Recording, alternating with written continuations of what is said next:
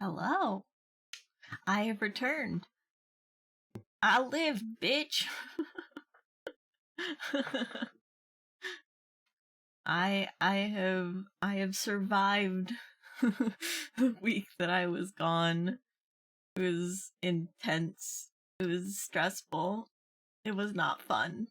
That's all I was like, I don't want to label it as a vacation because it's not a vacation. I'm dealing with some stuff and like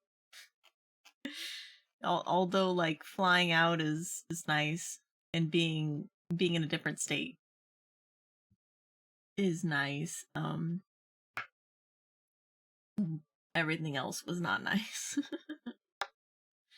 But yeah, welcome to the stream, Phi and Darker Zero. I see you both. Yeah, my endeavors were I had to fly out to a different state with both of my parents, and which you think would be not that stressful, but like although my family has always been supportive of me, they're very dysfunctional. Well, I'm not gonna sugarcoat it. They're kind of dysfunctional. Mostly my dad. My dad probably would not survive if not for my mom and I. He's a hot mess a lot of the times. He's old, he's breaking down, and he's just kind of a big baby about everything as well. So we got there and like day 2, my dad got sick from a stomach bug or something. For like, and he was out for like 3 days. For 3 days of this trip, he was just not good. My mom and I were fine though, so that was good. Neither of us got sick, but my dad got sick and we had to take care of him.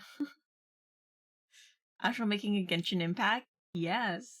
I'm gonna be playing a Genshin Impact. I have been dying to play Genshin Impact. I mean, okay, so I have been playing Genshin Impact a lot off stream, but I have saved the Sumeru quests for stream. So I've been dying to play Genshin Impact on stream so that I can play the Sumeru quest, because I've done everything else in Genshin other than the Sumeru quests. So I've done everything that I can. I got like stir crazy because I couldn't do anything else. I leveled up catching sword to 90. She's already 90. I leveled up like 3 other characters all the way to like 70 or 80. Leveled up their talents, their weapons. Like I did a lot. And I also did all of the quests in the desert. The new desert stuff. I already did all of that. So I did all of the desert quests. And even though I'm missing 2 teleport waypoints that I can't see on the map, which annoys me. But yeah, I have not touched Sumeru. I have not even gone to Sumeru City because I know that it will start the quest, or it will continue the quest. So I've been avoiding Sumeru City this whole time. Because I played a lot of Genshin during my trip. During the week that I was gone. I played a lot of Genshin to keep my sanity from my parents. I stayed in a hotel room with them and it was... How can you look with just one eye? Very carefully. I mean, at least I can see. I'm not covering both eyes. You can kind of see my other eye if I... if I fling my head to the side a little bit, you can see my other eye. It's not non-existent. It's there. It's just covered with my hair. Yeah. So yeah, but so the full disclosure of why I left. I know I don't have to say why I left and what I was dealing with, but like one of my grandparents has like dementia really bad, and so they were putting both my parents and my grandparents into assisted living care, and they were selling the house that my dad grew up in. So we had to go and collect the things that he had left there um from when he was in the military. And so he and he can't, I mean, he could probably fly by himself, but we don't really trust that. So my mom went with him because she didn't trust that he would be okay by himself, which he wouldn't have if he had gotten when he got sick. And then I went so that my mom could keep her sanity. We could tag team dealing with my dad.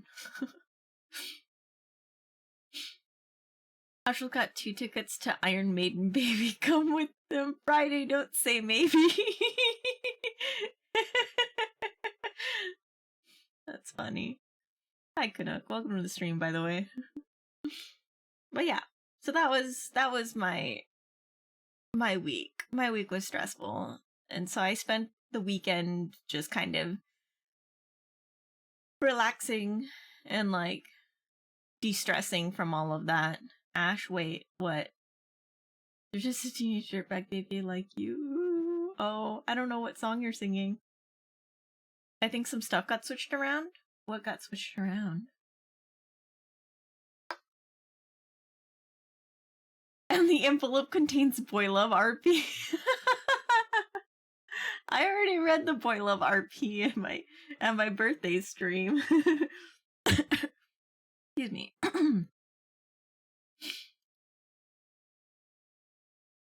Is that what I'm sending to chat? Is that what this letter is? The other one? Oh, I have a new one. I have a new one that got written recently. I need to save it because it was spicy. I haven't saved it yet. It was in direct messages in my DMs. It was spicy though. Who is this cutie? Hello, Slime. Welcome to the stream. And when did I become a moderator, Nani? I think over the week that I was gone, I switched around some moderators and VIP statuses, and I made Slime a mod because he's a good boy. I trust Slime.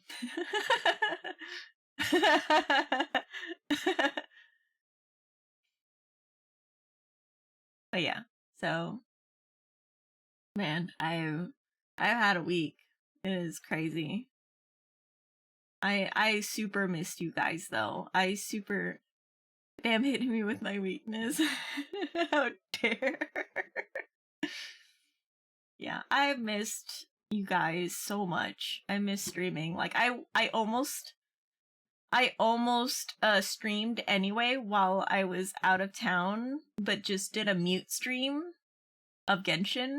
I thought about it, but I was like, I don't know if I should do that. And I kept like getting called away from my computer, from my laptop. So I didn't want to have to commit to that and then have to leave my computer for whatever reason and then leave y'all hanging or whatever. So yeah, I was just like, we'll just stream when I get back, which happens to be Valentine's Day. So yeah. I'm also excited for tomorrow. Me too. I'm really excited. I am a little sad they changed Citrine's colors, but it makes sense because she has now citrine colors. But I did like the purple because purple's my favorite color. And so I liked it that she looked like Amethyst. But that's not her name. So it makes sense. But I'm still a little sad. If you missed, should have aimed better.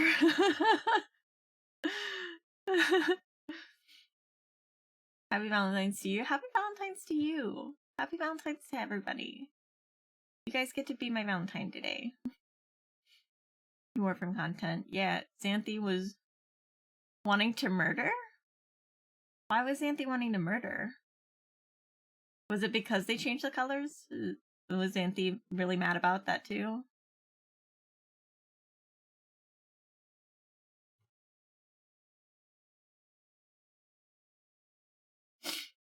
Since the new frame wasn't bright colors. Ah, okay. Yeah. I mean, now it makes sense because now she's citrine colors. So that's why I'm like, I'm a little sad, but I'm not like upset about it. It's fine. She's still a rock babe. So it still wins in my book. I still like pretty rocks that go click clack. Okay. So I guess now that we've kind of debriefed everything from the time that I was gone, and now we're back to this. We're back to streaming. We're back to being together again. That makes me so happy. Gonna lurk now, do some endgame content with the boys. Love you for eternity, Oni. Okay, yeah, no problem. Thank you for dropping by. Have a good lurk. Good luck with your endgame content. Let me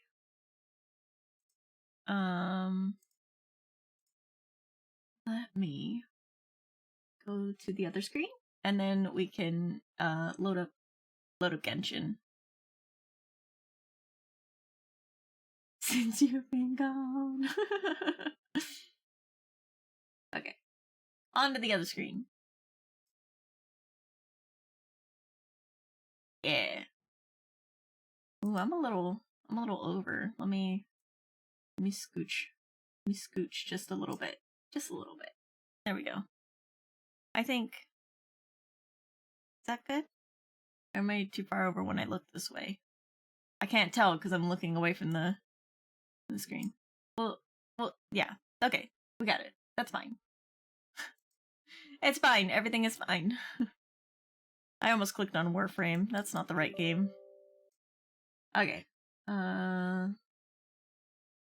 Loading up Genshin. I am so excited to play Sumeru Quest. I want to know, because last time we left off, we were stuck in a dream. And we were stuck in an infinite loop. And couldn't figure out how to get out. One eye is no problem, she said. I don't need both my eyes. I can see with just one, right? Oh yeah, I need to turn on... Where is it?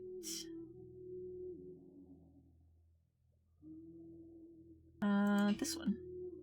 There we go. Alrighty. I'm just gonna do another 14-hour stream? No. No, we're not doing another 14-hour stream. That was a fluke. I will probably be only doing a 3-hour stream today. If I get too engrossed in it, maybe 4 hours, but I'm definitely not going past midnight. My body is not ready. Ow. Okay. SpongeBob voice 6 hours later. No! Oh my god, that'd be crazy if I did. I need to put my phone on Do Not Disturb so it's not going off every like 5 seconds. Because my phone likes to go off a lot.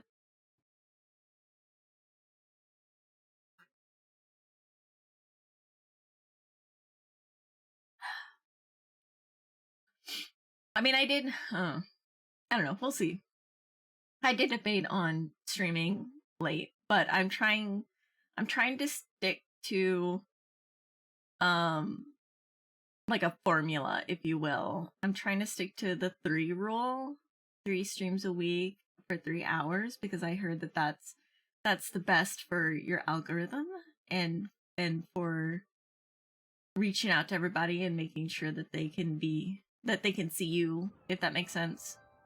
'Cause I'm not really like obsessed with numbers, but I just want to spend as much time with everybody as I can. And so I want them to see that I'm online.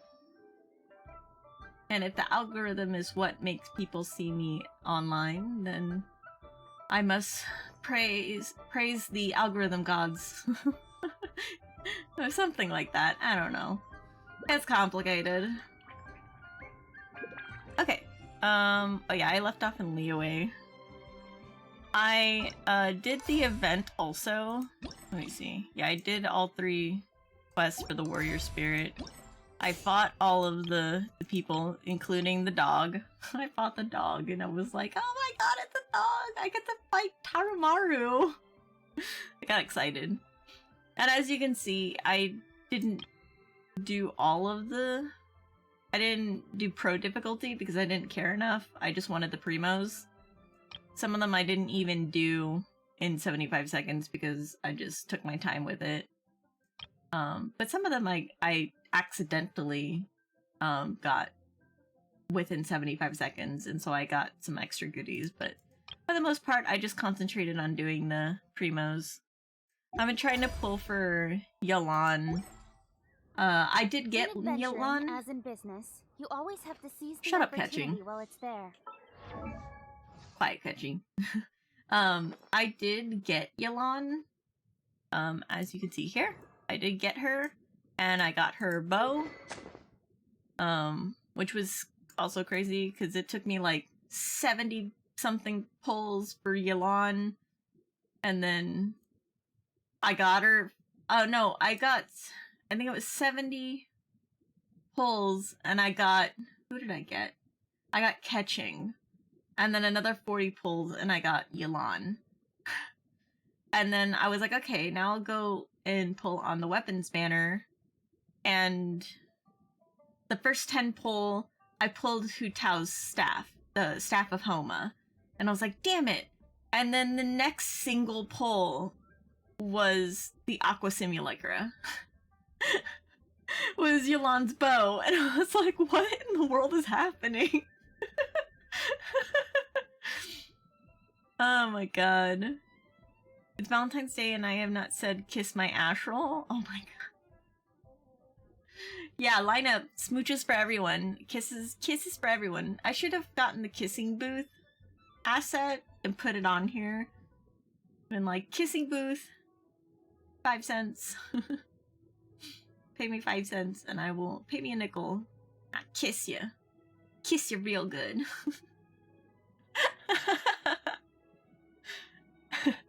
Did you take Yelan time to get Yelan? Yeah, it did take me Yelan time. But I did get her. And so I've been leveling her because I wanted to replace Xingqiu with her. But I don't know how she's working out. She's not working out as well as I had hoped. So I may go back to Xingqiu. But I haven't really played her much, so... but she's already level 80. Her weapon is already level 80. I got 1 constellation of her. I'm trying to get the 2nd constellation because I hear that that's, like, the best. Like, she doesn't get good until C2, so that's why I've been still pulling on her. I loaded her up with some artifacts. Got her with No Bleach Oblige and Gladiator's Finale. But yeah, so right now I'm running Catching, Yelan, Fischl for the Electro bonus. No, Fischl, shut up. And Jean for healing. I've never played Jean before, so she's definitely something I'm getting used to as well. I also was trying out a team composition consisting of Catching, Collet, who else was on that team? I know Bennett was on that team. Benny's adventure team, assemble! And... was it Fischl? I think Fischl was also on that team. I created another universe and founded paradise. Okay, shut up, Fischl. Fischl talks too much. Anyway, let's... do I really want to... do I just want to go back to my normal team? Because it's what I'm used to.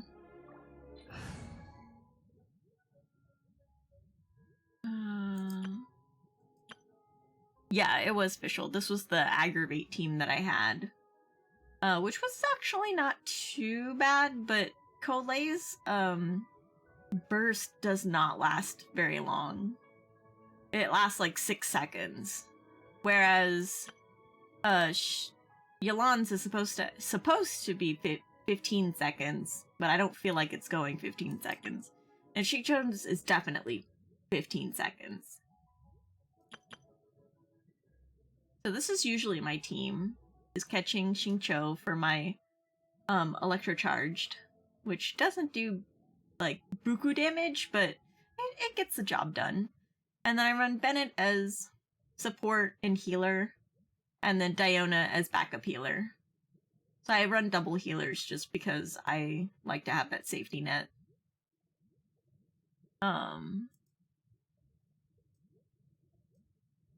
yeah, I think I'll deploy this team because it's what I'm used to. And we'll do Sumeru. As in business, you always have to... Quiet catching. See, I have the reputation reward for Sumeru. Icon going on for like the longest time. And I'm like, I just wanna go to Sumeru. I've also been getting my Inazuma reputation up, so that's been kind of a pain. If I keep on my current trajectory, I should get max rank in 7 weeks. Yeah. That's gonna take a while.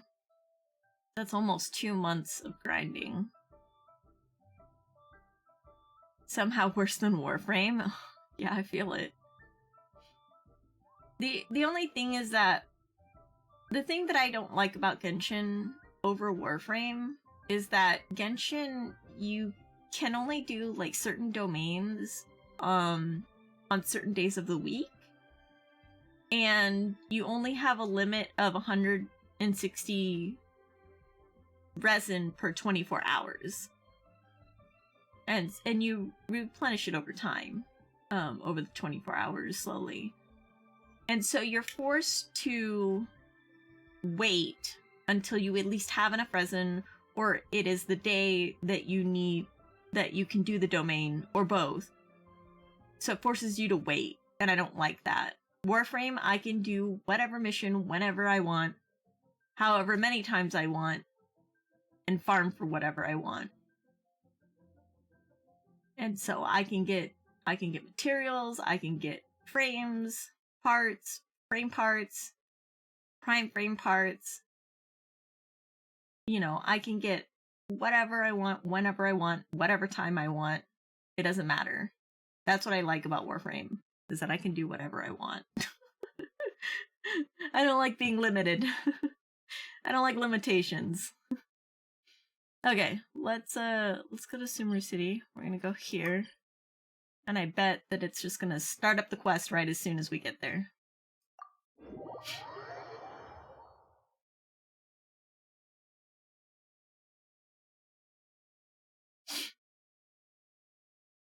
Yeah.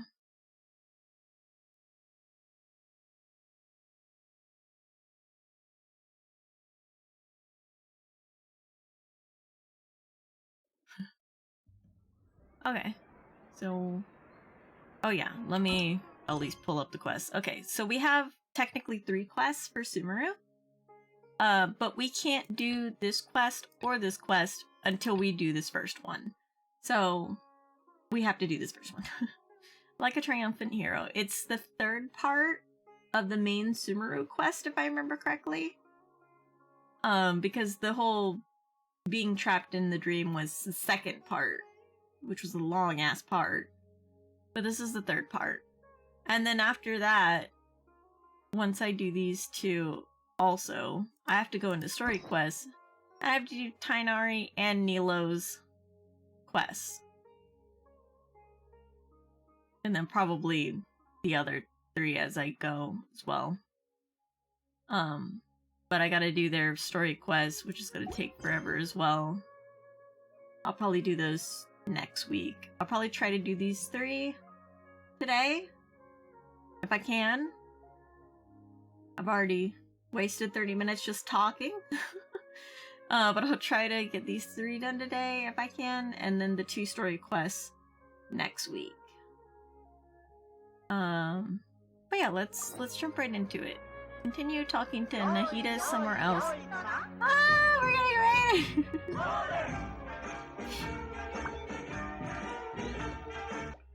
We're getting raided by Taco Cat! Hello! Welcome! Let me shout you out. Taco... Oh, too many C's. Taco Cat cosplay.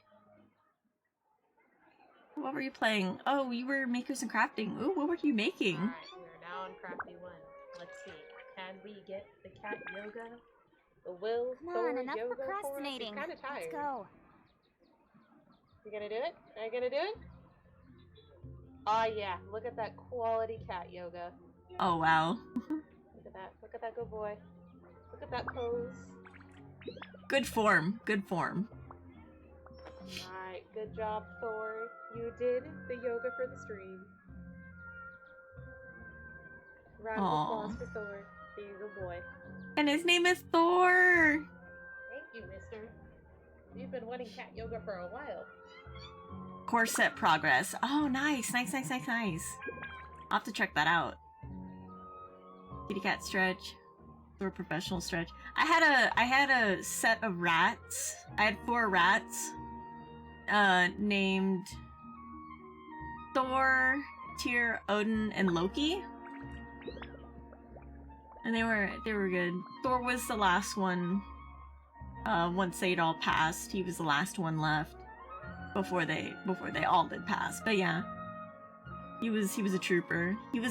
Thor was a Dumbo rat, so he had the Dumbo ears. So they were really big ears. It was really cute. I haven't seen a Thor yoga clip in a while. With Thor and Loki, who are foster kittens. Oh, so cute!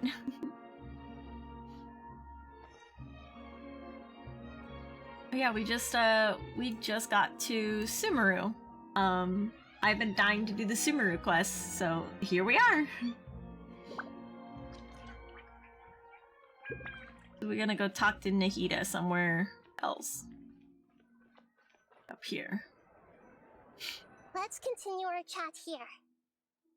Okay, so do you have any ideas on how we can investigate the sages, Nahida?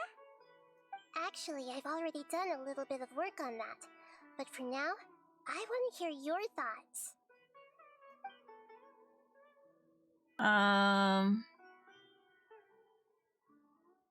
This is a student and infiltrate the sages' quarters. We could grab someone close to the sages and question them. That's a key figure in the academia. Huh. I don't know. I guess we could grab someone close to the sages and question them? We're in the dark as of now. Since we still don't know anything about their goals, any rash move could tip them off and lead to terrible consequences. After all, every person in Sumeru City is one of their hostages. This is a key figure. I've already tried that, but all the key members of the academia, even the core of 30 guards, intentionally avoid wearing their Akasha terminals. Ah, well that's interesting. It seems that from the very beginning, they've been guarding against info leaks from the Akasha. Of course, it could also be because they're wary of me. Have you already caught the sage's attention?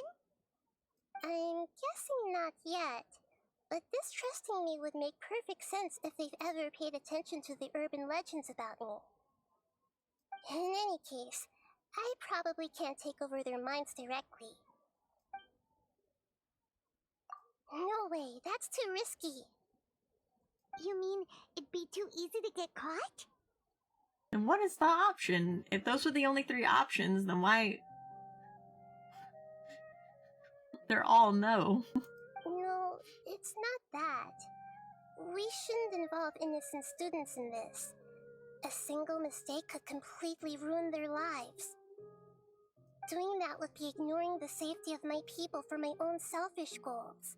How is that any different from what the sages are doing? Paimon, but voiced by Danny DeVito. Oh my god. That's a good point. Spoken like the god of Sumeru. I can't think of anything else. Are we really out of ideas? Nahida, you're super smart, so you already have something in mind, right? Don't keep us in suspense. Spill the beans already. According to a popular theory from the Vahumana Darshan of the Academia, rejecting impractical motions at the beginning of a planning session will give more weight to the actual proposal. Okay, so she wanted us to be said no 3 times just so that she could back up her claim of whatever she was going to do. I guess. Yeah, that makes sense. Okay, but aren't you the god of wisdom? You don't have to use that kind of gimmick to make us take your ideas seriously. Well, I've been thinking that if I can't directly possess the leaders, and if I can't get ordinary people involved... I see your Danny DeVito and raise you a ghost of Gilbert Gottfried. Oh my god. That would be insane.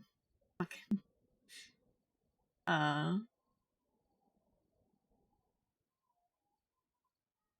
Like, hey, traveler! Fucking Gilbert Gottfried. Oh my god. I can just hear it in my head already. Now I can't unhear it. Then I should find someone who's already involved, but hasn't decided to side with the sages. You're saying we should recruit a spy? That does sound like it could work. Oh, before coming back, we met someone named Alhaitham. He seems like he acts alone, and he likes doing stuff behind the Academia's back. They probably aren't in cahoots. Actually, I already have someone in mind. Do you still remember that female scholar named Sataria? Why does Nahida sound so similar to Paimon? Yeah, I was just thinking that too. I was like, they sound so similar. Like, you could almost think that it was the same voice actress. Sataria. Paimon remembers now. Isn't she the one who's always trailing behind the Grand Sage of the Academia? We ran into her basically every time the Sub-Zero's festival repeated itself. You could even say we're old enemies by now. Paimon still remembers the smug and mean way she always spoke to Nilu. I've always liked observing all kinds of people, and Sataria has always stood out from the crowd. She was born in the desert and was hailed as their greatest genius. Her academic gifts allowed her special admission into the Academia, and also gave her the opportunity to serve as the sage's assistant. Oh, Paimon didn't know she was from the desert. She must be pretty special then. Paimon feels like most of the desert dwellers around the city are working as mercenaries. The name Sataria means star. When she lived in the desert, she shone like the brightest star in the night sky. Later on, she was chosen by the sun. The star was given a place in the daytime sky to complement the sun's dazzling light. Soon after, the star witnessed the sun scorching the earth, which brought forth many disasters. The star began to waver. Instead of staying beside such a sun, wouldn't it be better to return and light up part of the night sky? But in the end, she couldn't give up the radiance of daytime. To cope with her shame, the star buried her guilt and closed her eyes. This is no longer a metaphor. From the sound of it, Sataria's just hung up on the research opportunities here. But she doesn't really support the Academia. She still feels guilty about not doing more for the desert, right? She's just running away from her problems. Indeed. When they are presented with complex moral issues, many people will simply plug their ears and go with the flow until the problem can't be fixed anymore. She's suppressing a lot of guilt, but before she realized it, she had already become the sage's accomplice. She can't deny her part in their schemes anymore. Sounds exactly like the person we need. Right. We must somehow make her face her problems again. That way, not only can we get useful intel from her, but she can also use it as an opportunity to redeem herself. From my past observations, Sataria will take a day off from the academia every 10 days to do some shopping in the city. Tomorrow afternoon just happens to be a shopping day for her. That'll be our chance. To prepare, let's go check out some of her favorite spots and have a quick chat with a few of the vendors there. Okay.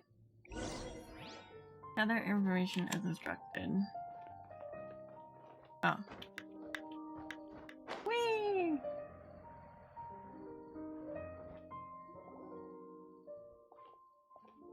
This should be Sataria's favorite fortune-telling spot. So should we ask the fortune teller about Sataria? No, I already have enough information on Sataria. The most important thing now is for you to pay attention to the vendor's talking style and key characteristics. Why? Talking style and key characteristics? My poor lost lambs, have you become troubled over your fates? The divine voice of wisdom often echoes between mine ears. If thou be blessed today by the gods, I may be able to show you the way. Huh? Really? Nahida, you've been whispering things to her? Shh! My friend here has some doubts regarding her future. Can we get a fortune reading for her? I like a Paimon just like straight up almost gives it away. It's like, Paimon, shut the fuck up. Of course, of course. In that case...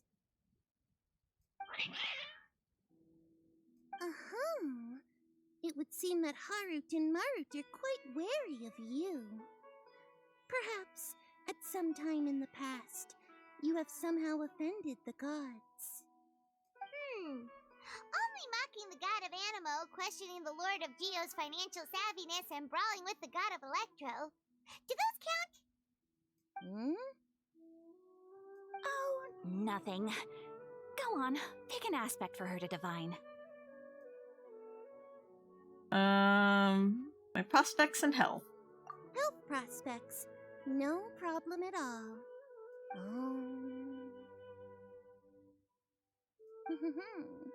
The gods have spoken. The truth shall be revealed. Your life shall continue on for many tens of thousands of years. Impossible. Harut, Marut, did you two spoil my divination? I've never read a fortune so absurd. Actually, Paimon thinks this is probably the most accurate fortune-telling you've ever done. I admit that the orientation of today's celestial matrix is, suboptimal. As such, there will be no charge. Even though it was probably very accurate. The moment when you realize Astral would not be out of place in Genshin. I mean,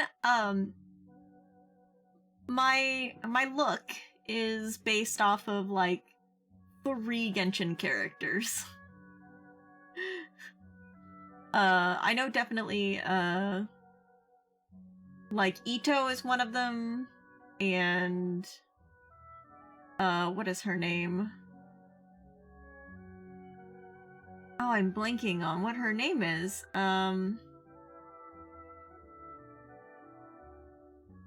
The Liyue, the one in the Jade Chamber. I forget what her name is.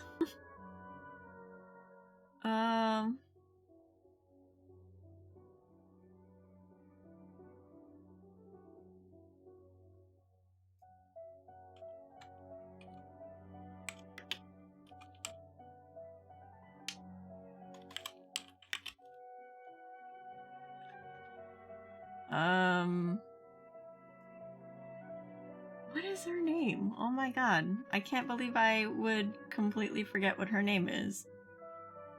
But yeah, Ito is one of them. Shenhua is another one. And,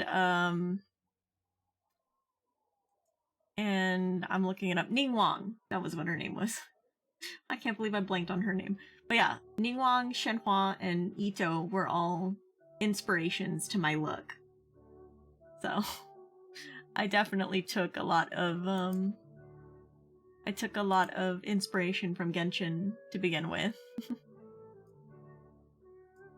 So it's not far-fetched to think that I would be pretty that I would not be out of place for Genshin. Is that so? Well, that can't be helped. If you were to bring some food offerings for Harut and Marut on your next visit, perhaps they could help you reverse the wheels of fate. Alright, well, that was interesting. And then right here? Is this another one of Sataria's favorite stalls? Yep, it belongs to a king. His father helped Sataria a lot when she first moved to Sumeru City, so she still comes by whenever she has time. When I start talking with him, listen carefully to the details of our conversation. Ah, dear customers, would you like to look at some pottery? We caught wind of your great craftsmanship, so we specifically came to take a look. Oh, I recognize you. Aren't you Miss Catherine from the Adventurers Guild? Sounds like I'm in for some big business. Speaking of, where did you learn this trade? I suppose you could say it all started with my dad. He's a mason by trade, but I picked up an interest in clay while apprenticing for him. After that, I began making pottery by myself in secret, and I simply changed trades when my works turned out well. Although it's a pity that I'm no longer making much use of the knowledge provided to me by the Akasha. That's nice. You're making a living doing something you love. So is your father still working as a mason? Oh no, not anymore. A few years back, he fell from a roof and broke his leg. Since he had already saved enough mora over all these years, he's just enjoying the retired life in Port Ormos nowadays. I see. We wish him peace and happiness in his retirement. I'll have someone in charge of logistics at the guild come by another day for some goods. We'll leave you to it. Take care now. No problem. Rest easy, all our goods are sure to meet your every need. Alright.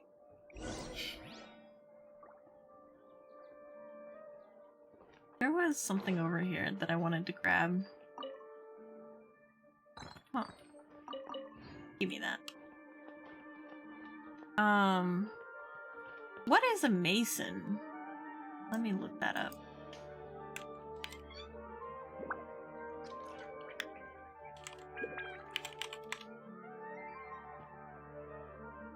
Oh, okay. A builder or a worker in stone. Gotcha. So he was like a statue builder. In adventuring, as in business, you Got always have to it. seize the opportunity while it's there. Okay. Quack. Hello, Flower. Welcome to the stream.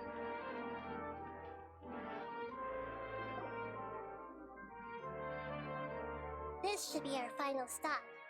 Sataria's always thinking of this restaurant when she's working at the academia, so she always comes by whenever she's out in the city.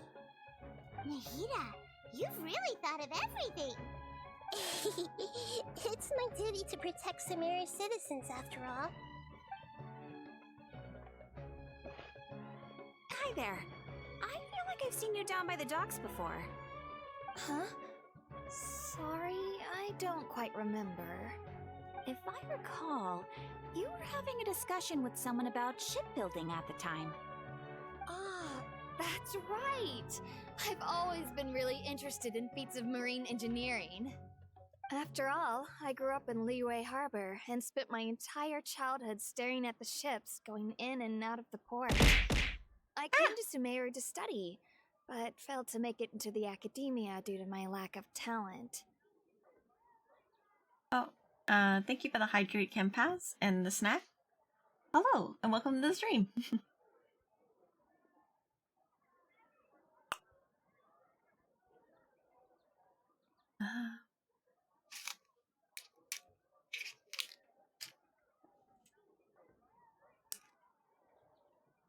Let me see. I'm gonna open this candy bar. I have another candy bar of the white chocolate with the fruity pebbles in it. It's pretty good.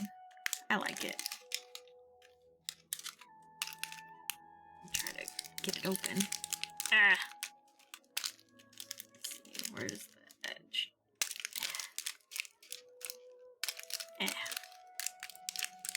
Okay. I figured that would be better than the energy bar, since I'm not gonna stay up super late.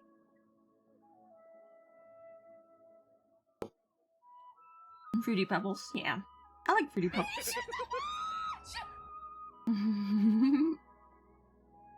But I'm still discussing all kinds of problems with different scholars. And I'm continuing to study and perform research from the restaurant's basement.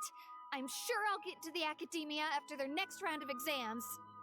What an admirable spirit for learning. Amazing. Sure, but you'll find hardworking people wherever you go. So this restaurant has a basement as well? Huh. First I've heard of it. That's right. It's not usually open to patrons. Most of the time, employees use it for breaks or to hold private events. I see. Guess that makes sense. Well, good luck with your studies, Miss Chishan. Thank you so much. As long as I can make it into the academia as an official student, I'll be happy.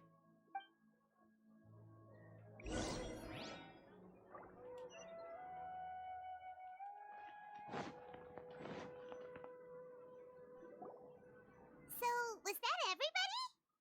Mm-hmm. 3 familiar faces should be enough for Sataria. What's the point of all the information we've collected?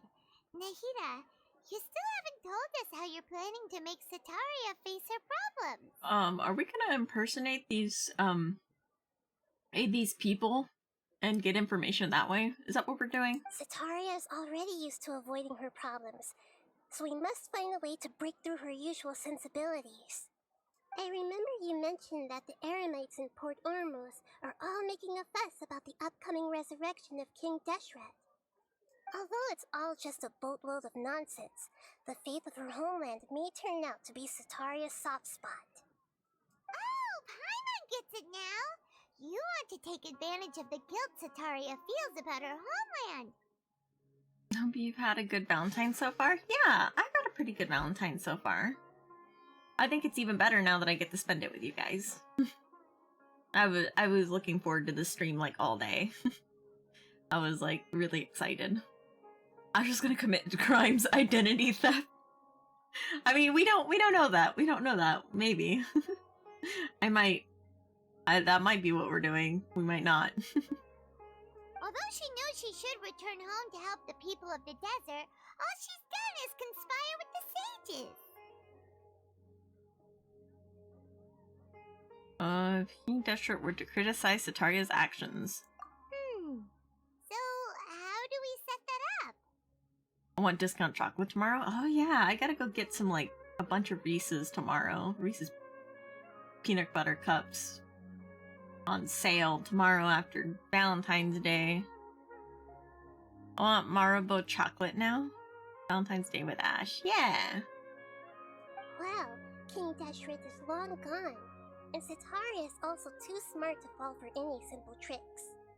If we simply engaged her under the guise of King Deshret's believers, she would definitely be wary of us, and we may not get anywhere.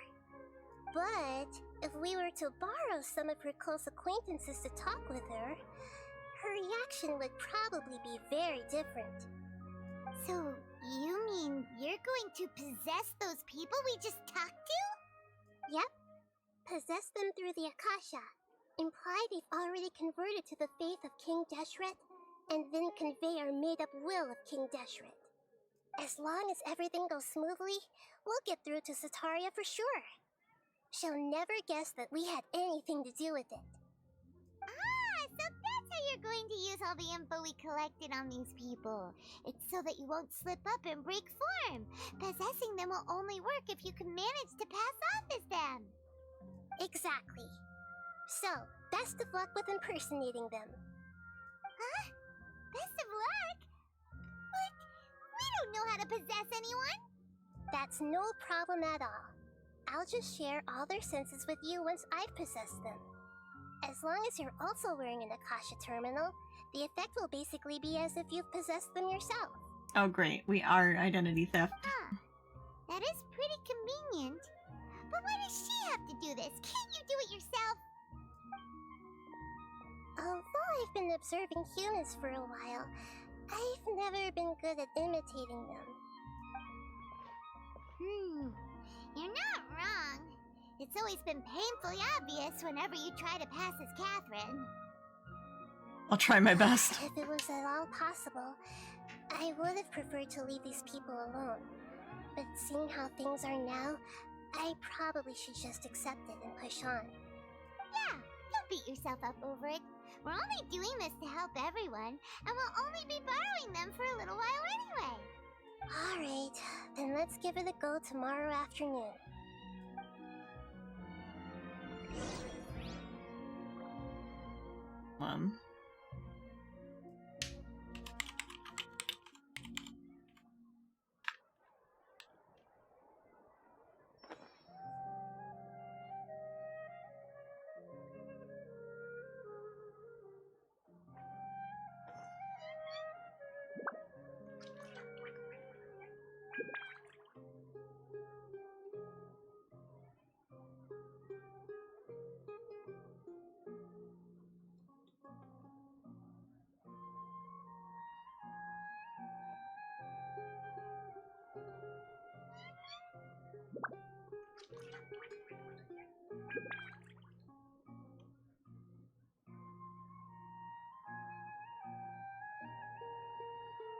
Okay. I just wanted to make sure these questions weren't going to be too hard. But they're not hard. What was it again? Following afternoon at 12. Okay. Alright, so tomorrow at 12. Confirm.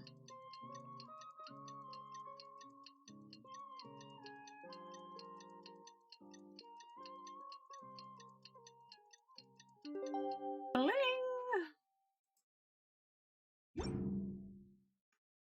Alright. Go to the marketplace and carry out Nahida's plan. Okay, where do we go first? I guess over here? Get off of there.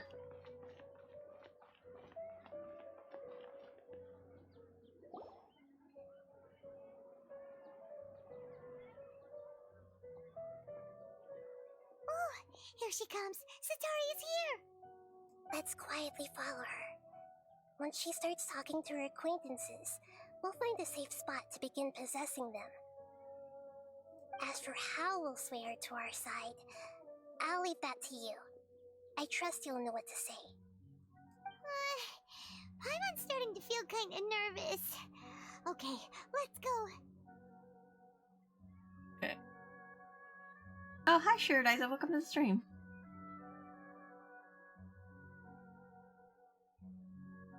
Manipulation, that sounds so creepy. Yoko, tears of creepiness? Yeah. Yoko would possess people.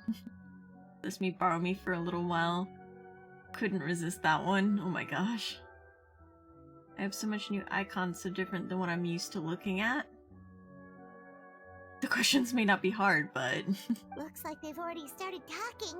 Let's find a hiding spot and get started. Isn't this a good hiding spot to begin with? Oh. Okay.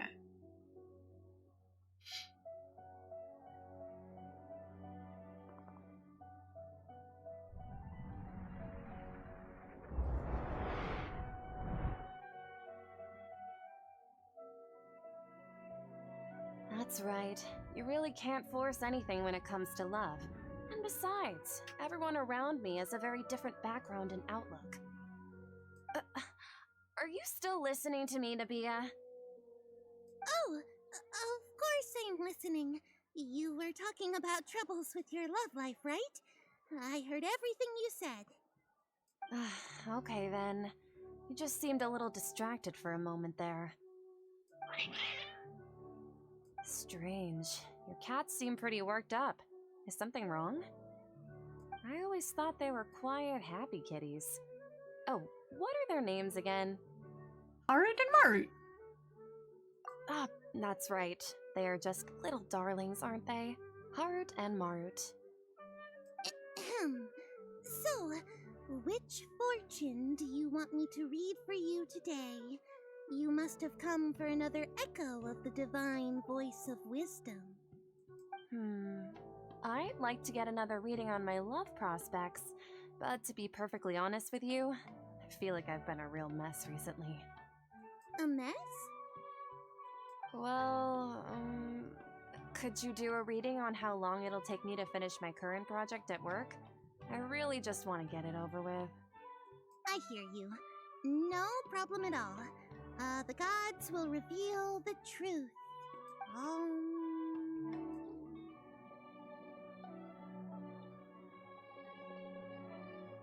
The gods are asking, Setaria, why haven't you gone home? Why haven't I gone home? Do the gods really know everything I've been thinking about? Setaria, why don't you just go home? It's a demand now instead of a question. The gods seem to be truly upset. I'm sorry. I know I failed the gods. Please pass on my most sincere apologies and ask for their divine forgiveness. And if I may ask, Nabia, is there a specific god who's speaking to you right now?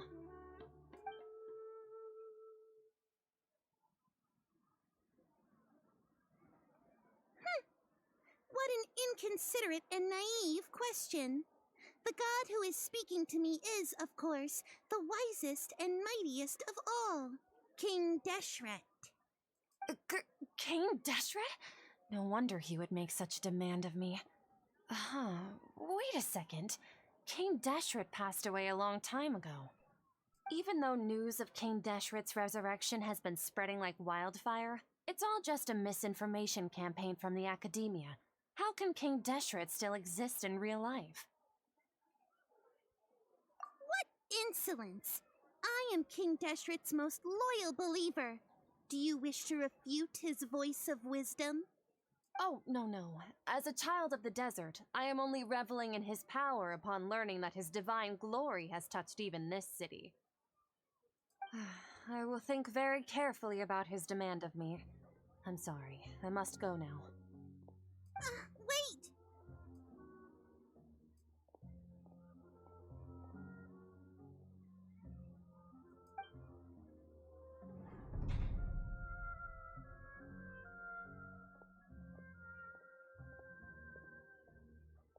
Whoa! She just ran off in a hurry. She looked pretty upset, too. Well done. Setaria didn't seem to suspect anything amiss. Surprised I came in with Taco Cat. Oh, okay. Well, welcome in. Those prospects on Valentine's Day. I know. Signing love prospects on Valentine's Day. Back to lurking. Okay. We just in a chat. I will break knees if I see trouble. Lumine sure is getting into the role. Yeah, she sure is. To have something she's been trying desperately to avoid show up out of nowhere and berate her, that must have shaken her to the core. She's so confused in the background. Aw, Nahida, it seems like you understand human emotions really well after all. All I know are some abstract Harabatot theories. In any case, my time with you has shown a lot of them to be utterly useless. I'm still trying to make sense of everything. Anyway, enough of that. Let's hurry and catch up to Setaria. He's out of King's now, right on cue. Let's get ready to possess him right away!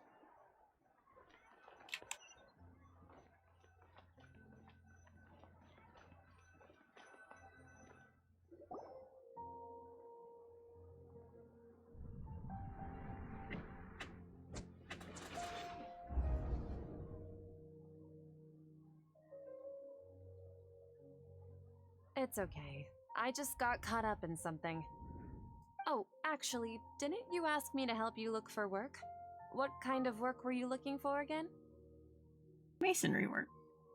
Oh, right. Your old man's craft. How could I forget? Speaking of, how's he doing? Is he feeling any better? He's walking more now. Oh, that's good to hear. I have been thinking a lot about him. If I could get some more time off, I'd love to pay him a visit. Actually, while we're talking about him, is he still living in Port Ormos? Yeah, he's been retired there for a while. If you could find the time, please write him a letter. Let him know that recently, faith in King Deshret has taken root in Port Ormos and has begun to spread across Sumeru. He has a quick temper and has always been a devout follower of the Dendro Archon. I don't want him to get into a fight with those King Deshret believers because of a difference in beliefs. Oh? So, who are you siding with in all of this? The Academia or King Deshret? I'm so jealous of you. You were born a child of the desert, yet you chose to betray King Deshret, and now you spend all your time with those crooks from the Academia. Akeem, you don't mean you've also become a believer of King Deshret? What's so strange about becoming a believer of the wise King Deshret? In fact, aren't you the strange one? The one who still can't pick a side? Can't pick a side? Me? Whoa! Paimon had no idea you'd be so good at this. I was really starting to get into the role. You really zeroed in on the issue and put it right in front of her. It might feel a bit overwhelming for Sataria. But once everything is over, I'll be sure to pay her a visit to her mind and explain everything. Anyway, let's keep going.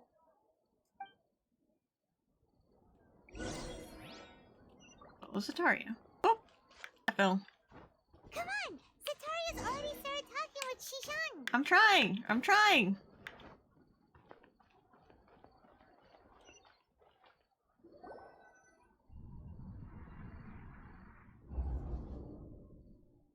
So, Shishan, have you noticed anything weird in the city lately? Like, as if someone was trying to preach to you about something? I've been spending all my time sitting in the basement. Oh, right. Speaking of strange things, I celebrated the Sub-Zerus festival so many times that I lost count. That was really weird. Wait, how could you be aware of that? That should be impossible. Nothing in the report indicated anything like that.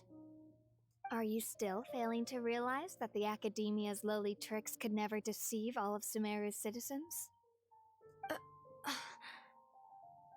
Shishan, don't tell me that you've converted to King Deshret as well. What an absurd question.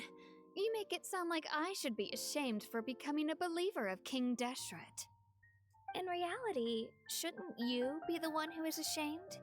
You, who works side by side with the Academia and treated people as nothing more than experimental subjects? Please, please stop! Oh. Even now, Sataria's still trying to run from her problems. Did I push too hard? She can no longer justify everything to herself. Hey, she's trying to talk to the guards! What should we do? This is the most important part of all. Quick, get ready. Mercenary, you're a member of the Corps of 30, correct? Please help me pass a message to the Matcha right away. The situation in the city is getting out of control. Please, try to remain calm, miss. Tell me what's happening in the city. Heretics are infiltrating the city, and they've already converted many residents to their side.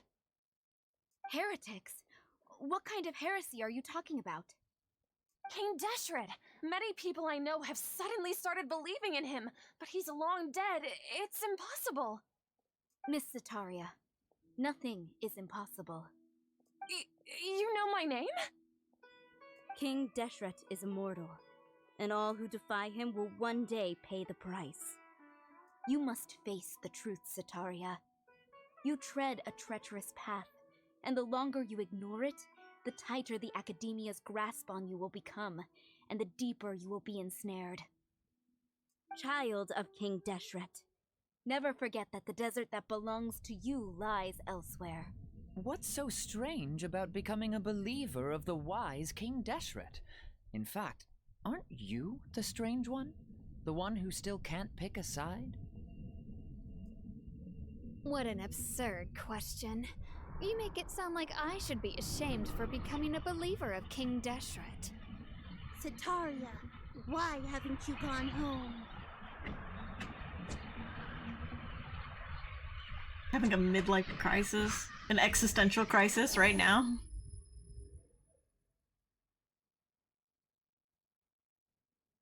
I'll get some Reese's later and eat them while watching the stream. Yeah!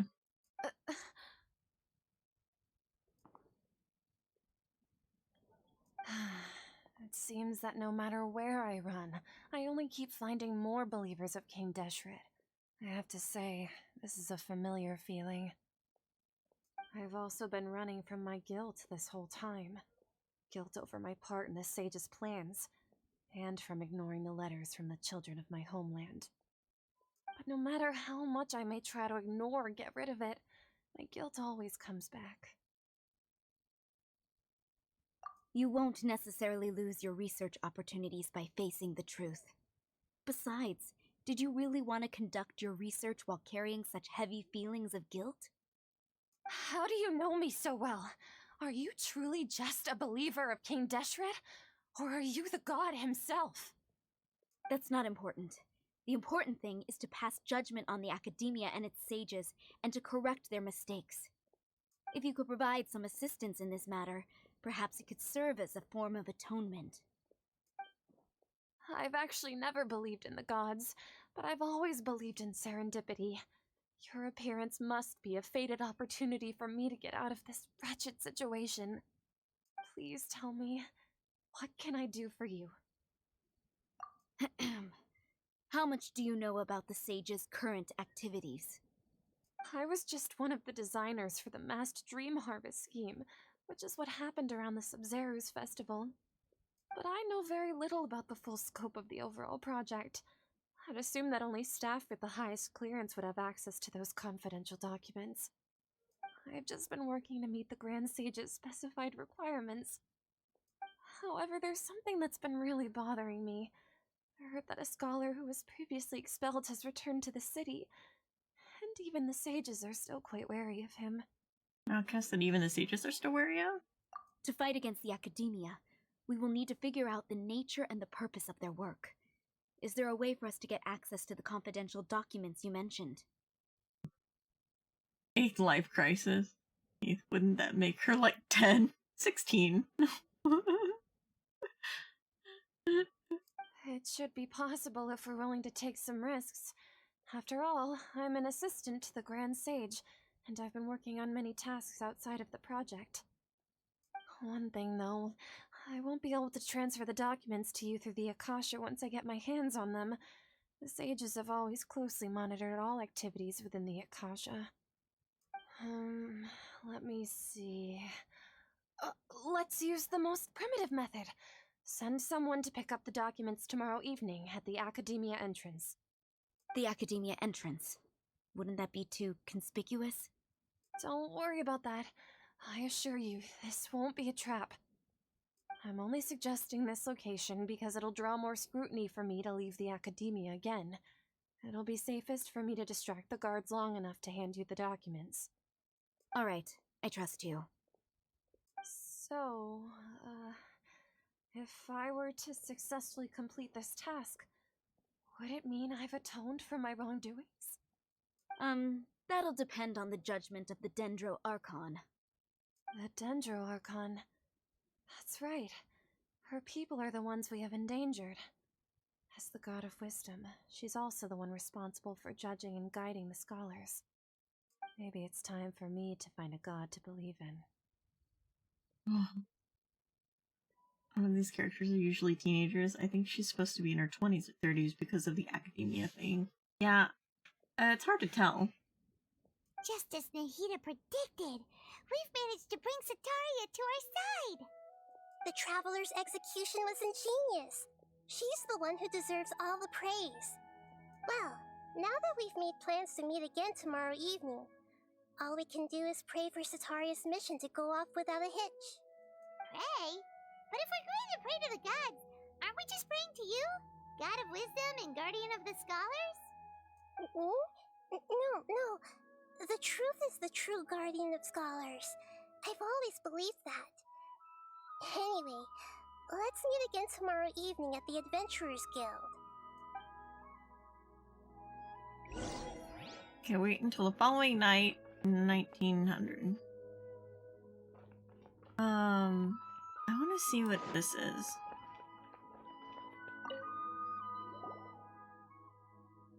In the light of alternating day cycles, one can see the homeward figure to the lighthouse on the bridge. Is this a riddle or a proverb or something? Alternate days cycled, homeward figured. Are you interested in Dursley's riddle too? Really a riddle? Oh, whoops, I started a whole nother quest. I set up at the Academia Research Drusus. As far as I know, he's an eccentric even among the Academia crowd. He loves to talk a lot of riddles with anyone, as well as research all kinds of encryption methods. But some of his riddles are too incomprehensible, so not many people are willing to deal with him. So he came up with the solve the riddle for prizes idea. Simply put, the riddle actually hints at a treasure trove. You just have to show up at the right place at the right time using the right method, and you'll get the treasure. Justice also gave a hint saying that the locations are all within Sumeru City. But as you see, no adventurer has been able to succeed. You can certainly try if you're interested. But if you ask me, I'll tell you to do something else more productive. Okay. Alright.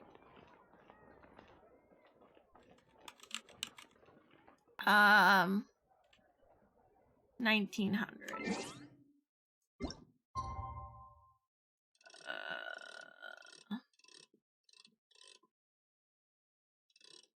Tomorrow? 1900?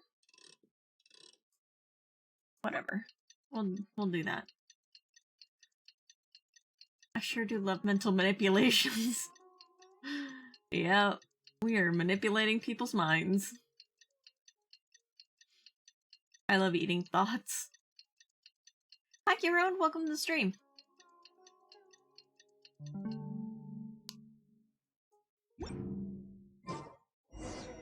Okay, meet up with Nadia. Oh, up here. Catherine, we're here! Oh, you are the other Catherine, right? That's right. I suppose I'm the other Catherine in your mind. Can't we just call her Nahida? Shh! We're on a secret mission tonight, so we need to protect Catherine's identity. Yep, Paimon's right. We cannot fully rule out the chance that the meetup tonight is just a trap. If something were to happen, my existence may be the only trump card we'll be able to play. After all, the Academia should still be unable to confirm the existence of my consciousness in the outside world. Yep, exactly. Just what Paimon was thinking. Somehow doubt that. Anyway, enough about that. Let's just make sure to be on our guard. Speaking of which, Off? What do you feel is off? it's a little too quiet around here. It's the middle of the night. Of course it's quiet. You're not getting paranoid, are you? No, I think she's right. It really is a lot quieter than usual. If you look around, there seems to be fewer people on the streets. I'm not sure if this is the case for the entire city, though. Huh. Maybe it's just a coincidence. Maybe Sataria figured out a way to not only distract the guards, but also to get everyone to go to sleep early, just so we can exchange the documents in peace. I also can't quite figure out why things feel a little off. But now that we're here, let's go ahead and meet her as we planned. Well, regardless, as long as you're here with us, Paimon feels a little safer. Alright, go to the Academia. Huh. There really really aren't many people out right now. Let's hope it'll be this quiet in front of the Academia, and that Sataria managed to distract all the guards.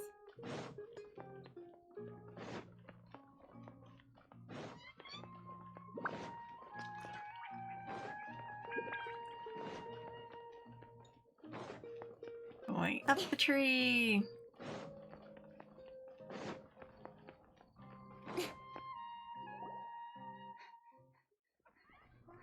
Uh-oh, we get a whole scene.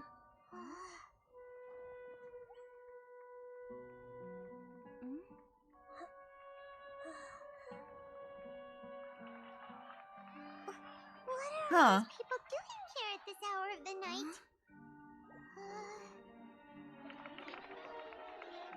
Ah, the triumphant hero returns at last.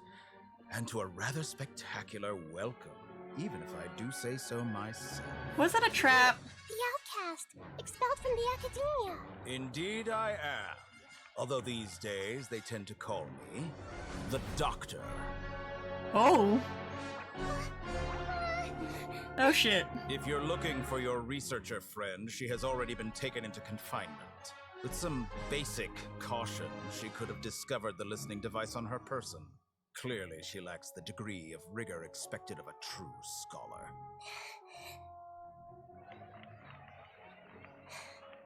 The people of Sumeru City. What have you done to them? I simply made some minor adjustments to their Akasha terminals.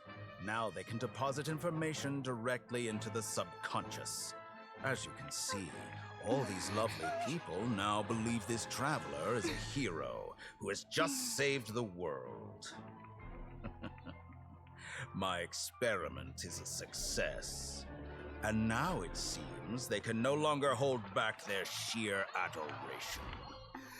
No, what should we do? These are all just regular people. Leave now. You need to get out of here. What? That guy's a Fatui Harbinger! We can't just leave you here! Nor can I abandon the people of Sumeru!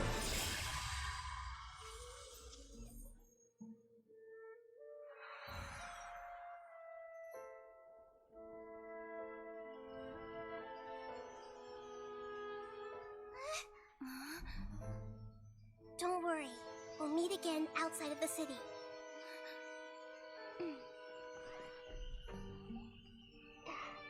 I see.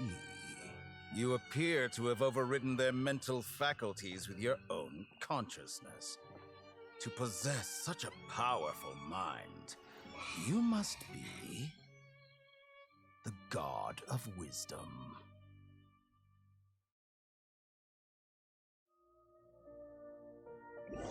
Uh-oh.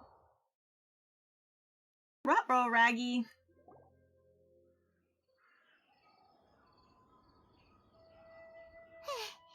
This should be far enough. Paimon needs to catch her breath first. Is Nahida going to be okay? We only made it out because of her. She can jump between mines. Hopefully she'll be fine. Paimon wasn't counting on running into a new Harbinger here, let alone such a high-ranking one. That guy was number 2. So scary. He called himself the Doctor. Remember, Tainari told us about him. Sataria did say that someone who once got expelled from the Academia came back recently, and that even the sages are wary of him. Yep, sounds like she must have been talking about the Doctor. We underestimated the scale of this problem. Yeah, now that the Doctor's in the picture, we're no longer just dealing with the Academia, they're in cahoots with the Fatui. But what are the Fatui after this time? Another Gnosis? We need to find a way to reunite with Nahida. Yeah, things would be a lot easier with Nahida's help. Nahida said we'll meet again outside of the city, but we can't just keep waiting around, right? Go start our own investigation. You mean? Let's go find Tainari. Oh, right! Wasn't he invited by the sages to work on some project when we were staying with him in the Vidia Forest? That has to be the same project. Even though he turned it down at the time, he might still know something. There's no time to lose. Let's go to Gandharvaville.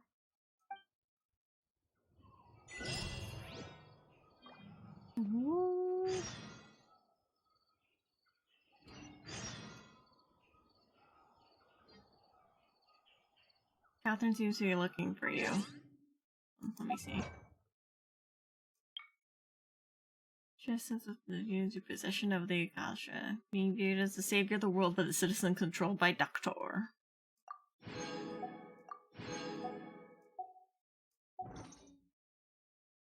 I'm all for work. Okay, let's go to Gandharvaville. I guess we could go here and kind of fly down there.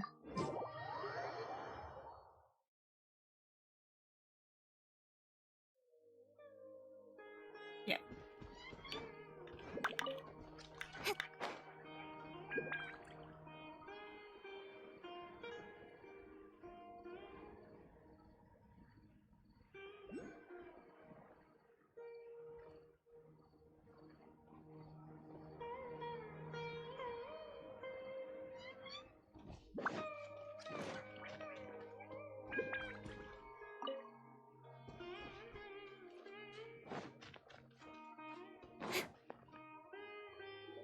Hold it right there.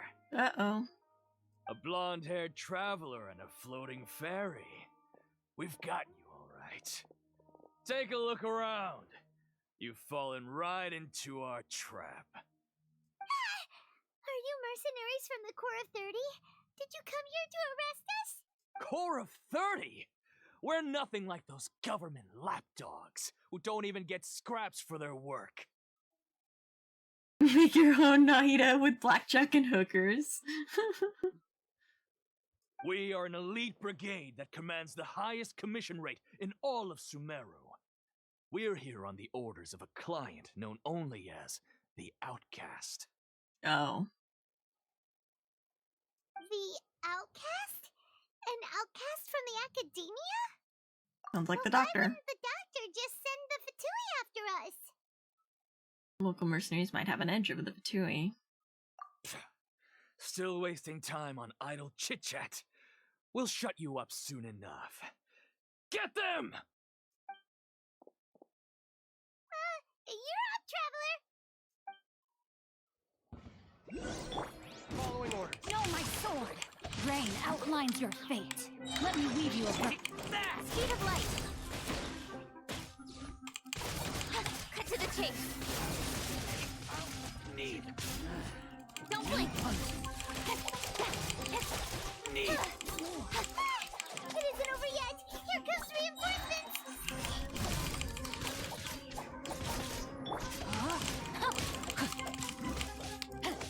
Rain cutter. Speed of light.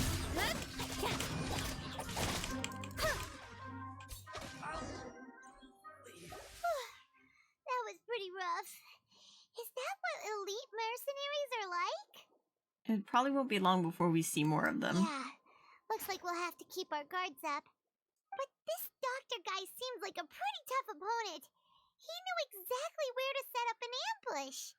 Did he predict that we would try to find Kainari? Going up against smart people is tough. Anyway, let's keep going.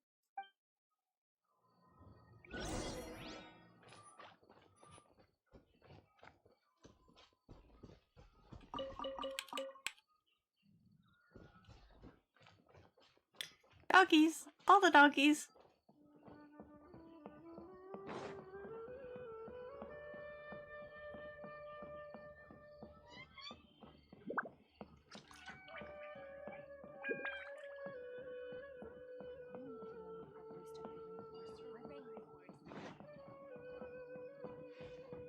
Our recent catch was great. We definitely have enough for a grand feast this time.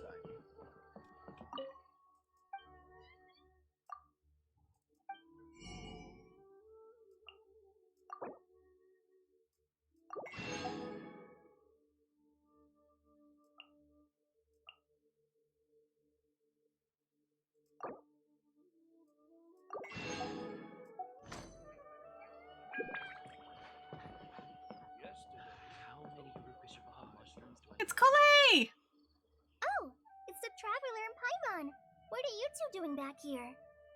Oh, hi Shadow Kitty, welcome to the stream. My animals are snoozing around me. My cat is taking over the bed. Aww. Chloe! It's nice to see you again! Are you doing alright? To be honest, I'm not doing too well. My Elazar has been progressing at a faster rate lately. I'm finding it harder to complete more intricate tasks. As a result, Master Tainari is taking me off the patrol schedule. He will only allow me to stay here and coordinate other people's tasks. Oh, Chloe! It seems that curing Irma's soul is our only chance. Speaking of Tainari, did he go off on patrol? We're here to talk to him! Oh, Master Tainari?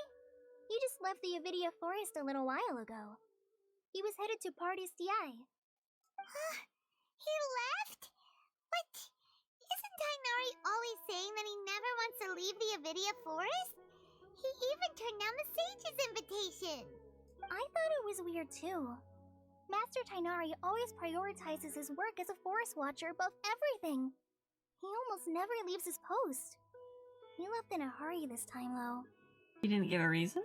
No, I only found out that he left through a message he left behind. He also made sure to delegate all his tasks using a schedule. To leave in such a hurry? I'd guess he had something urgent to take care of. Master Tainari originally studied in the Amorta Darshan of the Academia, and Partis DI is something like the Amorta's research base. Many rare shrubs and grasses have been planted there for research. I know that before he became a forest watcher, Master Tainari once spent a long time conducting research at Partis DI. A research base, huh? Gotta wonder what kind of research Tainari just decided to work on all of a sudden. Oh, we don't have a lot of time, so let's go look for him at Party's DI. Please take care of yourself, Colette. Don't worry, I'm fine. I'm used to living with Elazar by now. If you run into Master Tainari, please send him my regards. The NVIDIA Forest, where graphics cards grow. Got it. Will do. See you later, Collie.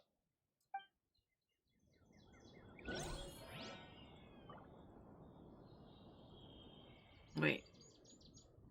Oh. So I can't do this one, because I have to go find Catherine.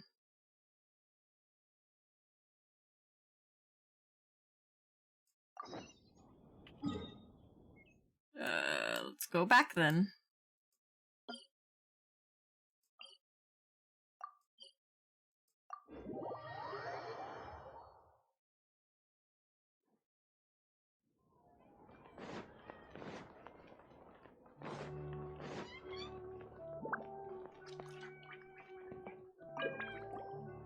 Okay. A letter for you. It's from Miss Jet? You know Jet too, Catherine. How's she doing? Adventurers Guild has an open partnership with the Eremites, so it would be more surprising if I didn't know her. She looked quite happy when she arrived, and she said she was looking forward to seeing you again. Interesting. Let's see what Jet's written. To my best friend Astral and little Paimon. It's been a while. Hope you still remember me. How are things going for you? I've heard from merchants traveling from afar and some adventurers that you've returned to Sumeru. So I wrote you this letter. I'm staying at the Tonic camp right now. Thanks to you, life's pretty good. Well, let's make the long story short. I've wanted to see you two again ever since we last parted, and show you some proper hospitality. And also, there's something left over from our previous adventure that I'd like you to come help me finish. This is something I can only trust the two of you with. As for the specifics, I can only tell you about it once you get here. Well, I'll see you then. I've dropped Catherine a line too, so don't you forget to come see me. Jet is such a good character. He gets even better within this quest line. Nice. I guess she's having a good time, better than the last time we saw each other. This is Tenit Camp. The name sort of rings a bell. Have we been there before? Tenit are a tribe of which Jahet hails. Their campsite is in the depths of the Deshret Desert, amidst the ruins of what was once the city of Gurabad. If you don't mind, I'll mark it out on your map. Wow, Catherine really is walking, breathing encyclopedia. Very impressive, as expected. You flatter me. In order to better serve adventurers, it is my duty of the Adventurers Guild to provide such basic information whenever it is needed. And the Tanit have also had a good commercial relationship with the Adventurers Guild. With Miss Jet and as our point of contact, they have proven themselves reliable across many acts of cooperation. The letter also says that she'd like to settle some unfinished business and has expressly asked us to come along. How mysterious. Did she mention anything specific, Catherine? Well, I'm not at liberty to infringe upon the sender's privacy. I'm afraid the only way you'll find out is to pay her a visit in person. There's information that even you can't get a hold of, huh? Sorry, this isn't a matter of ability or lack thereof, but a matter of professionalism. We do not accept any complaints on this front. A Tanit camp has been marked on your map for you. They'll be settling there for the next 2 or 3 years, as it is custom of tribal migration. If they happen to not be at this location, please do not hesitate to contact me. I will update you concerning their migratory pattern as soon as possible. It's real thoughtful of you, but Paimon doesn't think we're gonna wait 2 or 3 years to go look for Jahet. Now that we know where Jet is, what are we waiting for? Let's not keep her waiting. In that case, do contact her for more specific information. Oh, sorry, I forgot to mention that this is not a guild commission. It should be a meeting between friends. Ad Astra Abyssos. May your reunion lead to new happy encounters and adventures. Oh, whoops. What did I start?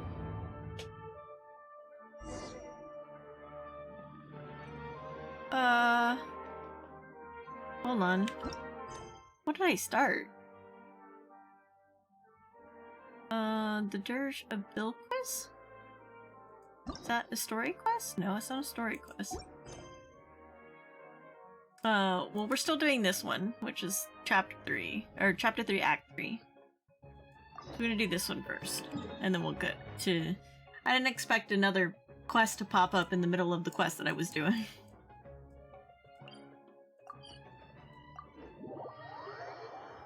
Ah, my legs.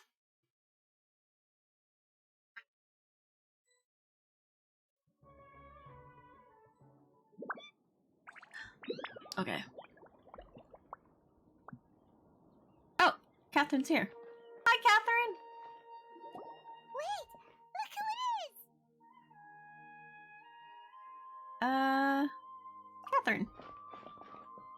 Thank goodness you're okay. We were so worried about you.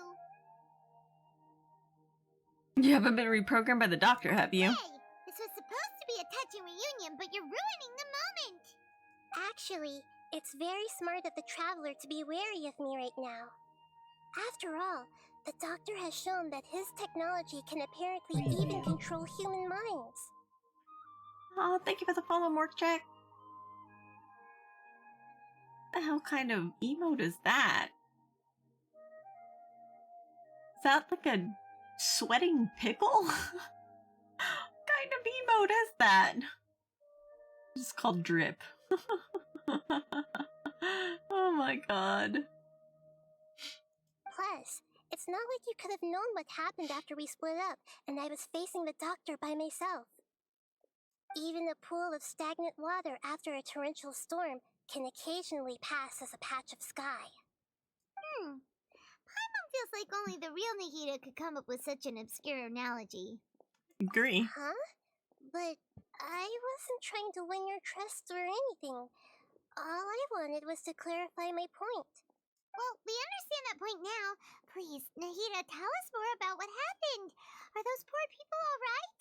When you left, I was still in the middle of restoring everyone's minds. Thankfully, when the doctor mentioned depositing information into the subconscious, he didn't mean engraving information into their minds. Instead, he did something closer to creating hallucinations. That was still within my power to fix. Luckily, I managed to finish my restorations and mind jump away from him just as he was about to capture me. Whew. What a relief. The doctor sure pulled out some hidden cards, but good thing we had Nahida with us. I wouldn't be relieved just yet.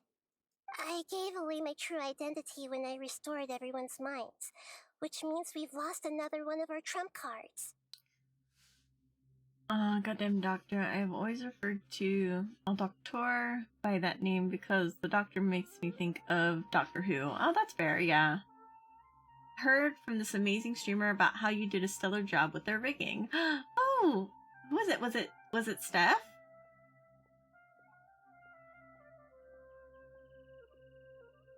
Well, welcome in, welcome to the stream. Bullseye, okay. Yeah, Steph is my VTuber child. I love her new model. I'm so proud of it. It looks so good. I'm so glad that she likes it. Also, the doctor is already an expert at modifying Akasha terminals. Maybe it's only a matter of time until he captures my consciousness inside the Akasha. Would that mean you'd no longer be able to jump between minds? Then how do we stop him? He's still at the Academia, so it's possible he already started messing with the Akasha. We need to hurry. Ugh, it feels like he's toying with us. What a nasty piece of work. Plus, the doctor's combat ability alone is apparently enough to make him worthy of being number 2 of the Fatui. We shouldn't give up hope just yet. Let's try to find another way to attack this problem. Sierra's looking pretty badass aside from the asset in front of it. Oh, thank you. I rigged this model as well. It's not as well rigged as Steph's is because this was before I learned a lot of stuff. But it's still rigged pretty well. So it moves the way it needs to. They're the one and only Astral. Yeah. But thank you. Nahida, how did you know we were trying to get to Party's DI? Have you been waiting for us? Yes, I have. I can see the traveler's elemental energy, so I deduced your destination by looking at the direction you were moving in. You didn't come here for sightseeing, right? Did you find any leads? We're looking for a scholar we know. His name is Tainari, and the sages once tried to reach out to him. Why don't you come inside with us and see what we can find? Okay, let's just hope we won't get him into trouble. Alright. Enter. Party's DI. She became a cow tuber by accident once. That was at the vote of chat. Chat voted my 3D, one of my 3D outfits is a cow bikini. By accident. I don't think it was by accident, it was very intentional by my chat. It was chat's intention to turn me into a cow VTuber.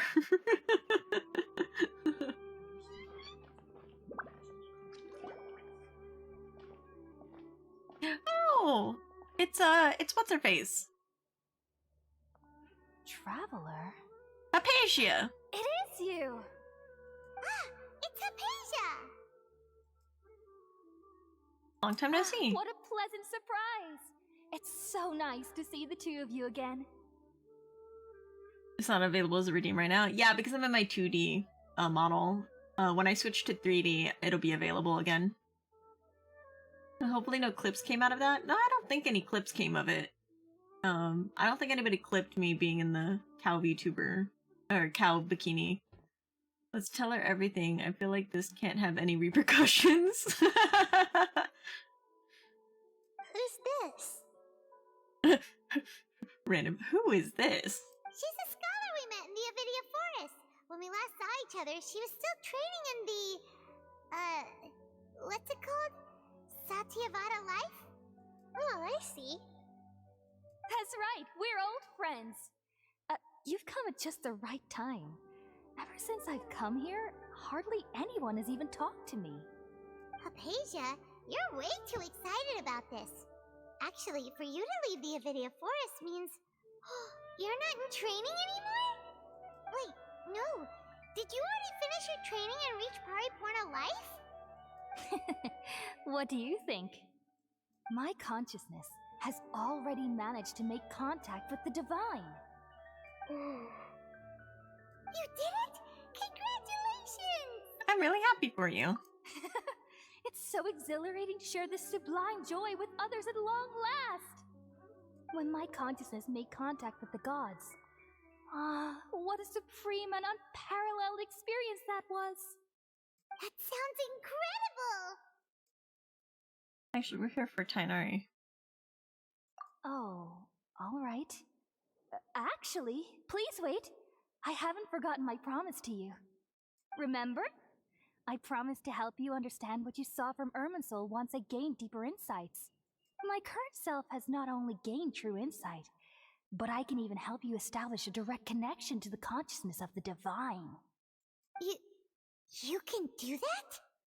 Do you believe her, Nahida? I've never heard of anything like that, but if you want to give it a try, I'll do my best to protect your consciousness during the process. She has drugs. She's like, hey, you want to smoke something?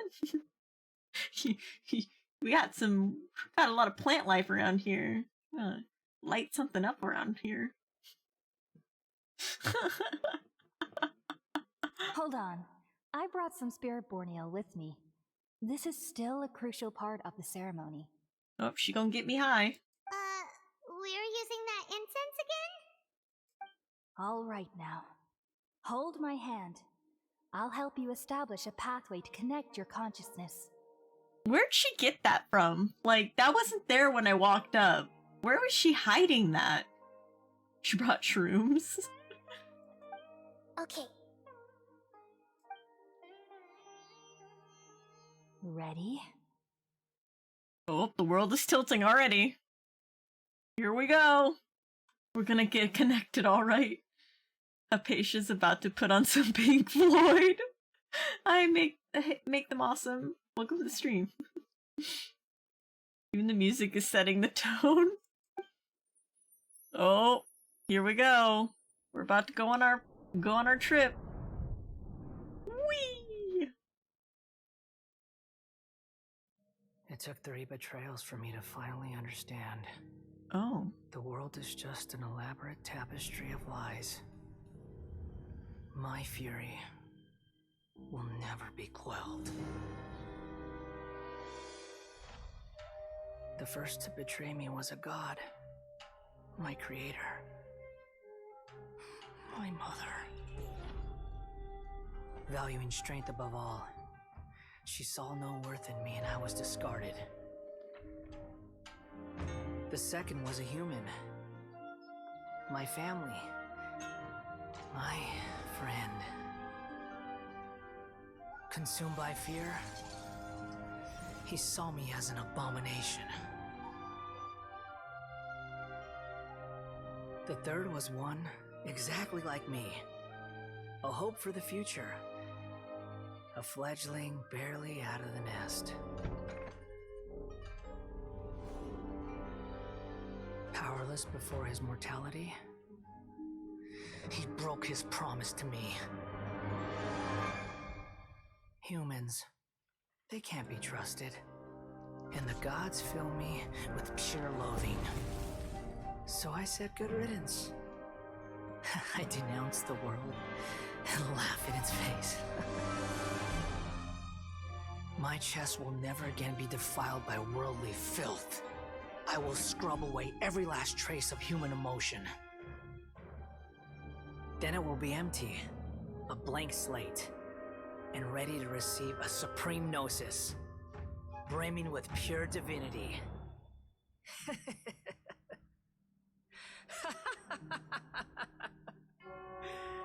There is no need to fear. The pain will be brief. Your era is coming to an end.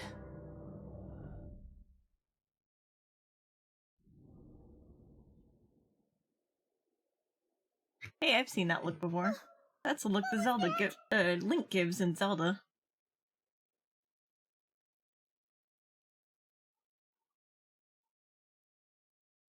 This is neither Great Lord's consciousness or King Destret's consciousness.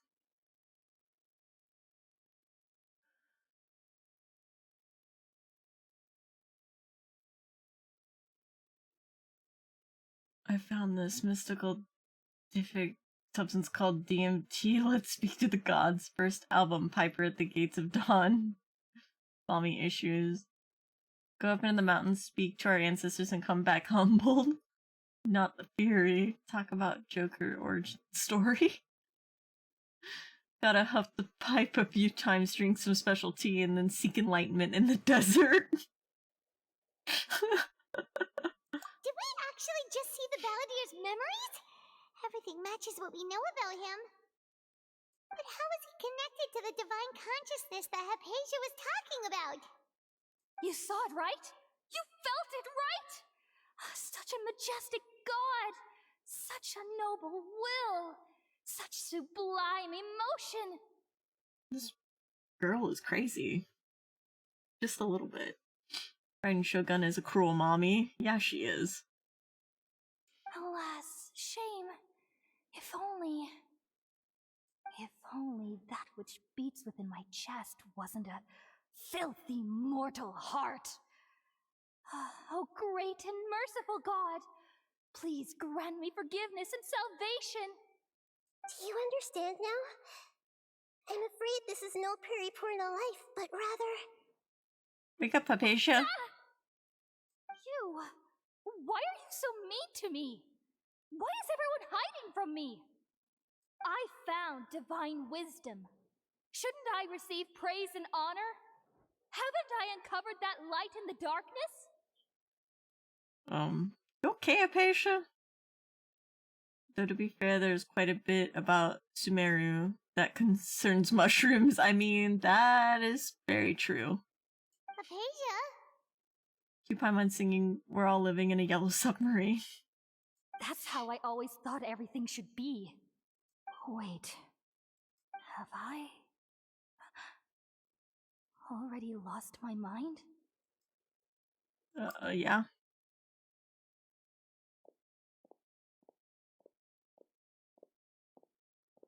Okay, bye, Hypatia. Wait, something isn't right. Uh-oh. Uh-oh.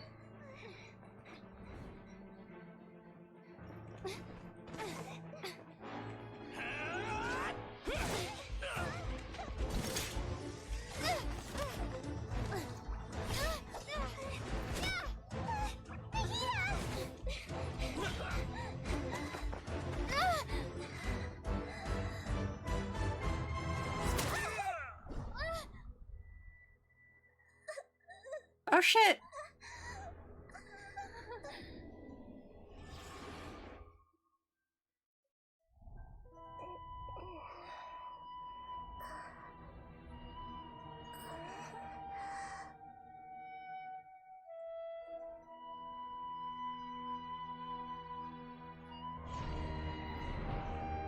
I see you.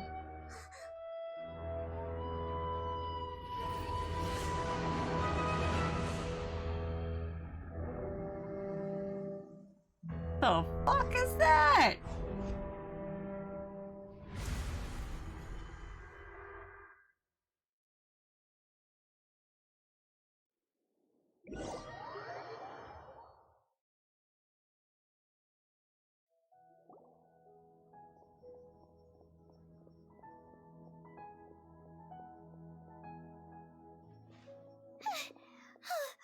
Okay, we finally lost him. She's into edgy boys. Next time you meet her, she's blasting Black Parade. Are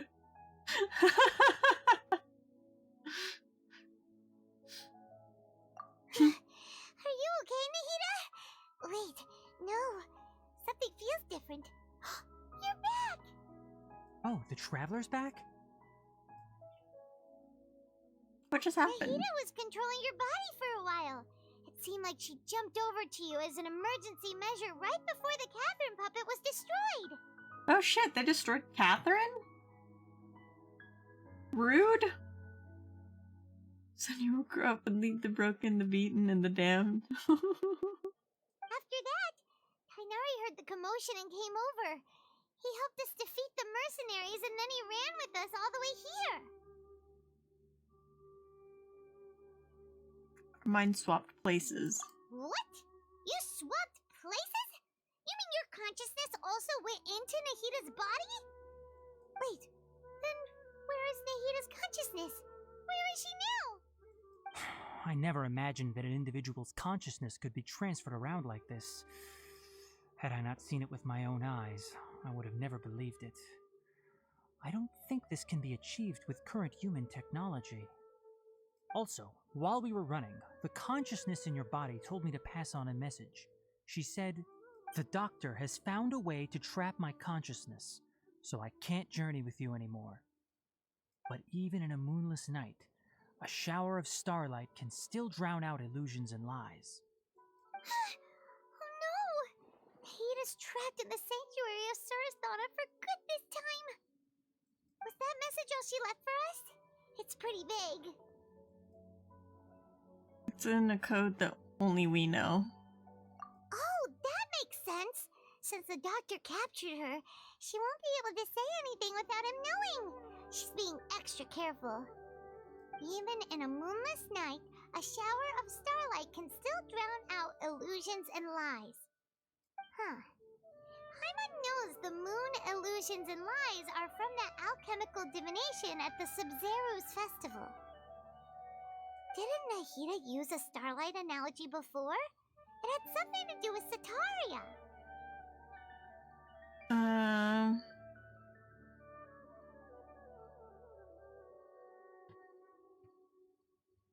The moon refers to Nahida herself. Starlight refers to people, the desert, and illusions and lies refer to Academia's plans. Yeah. Oh, that makes a lot of sense.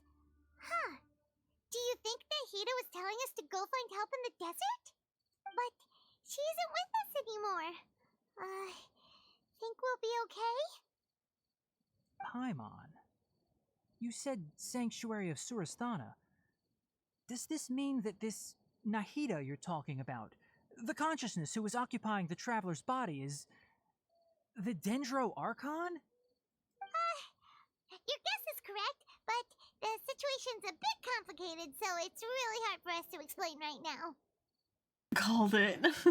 That's all right. A scholar's curiosity doesn't need to be appeased right away.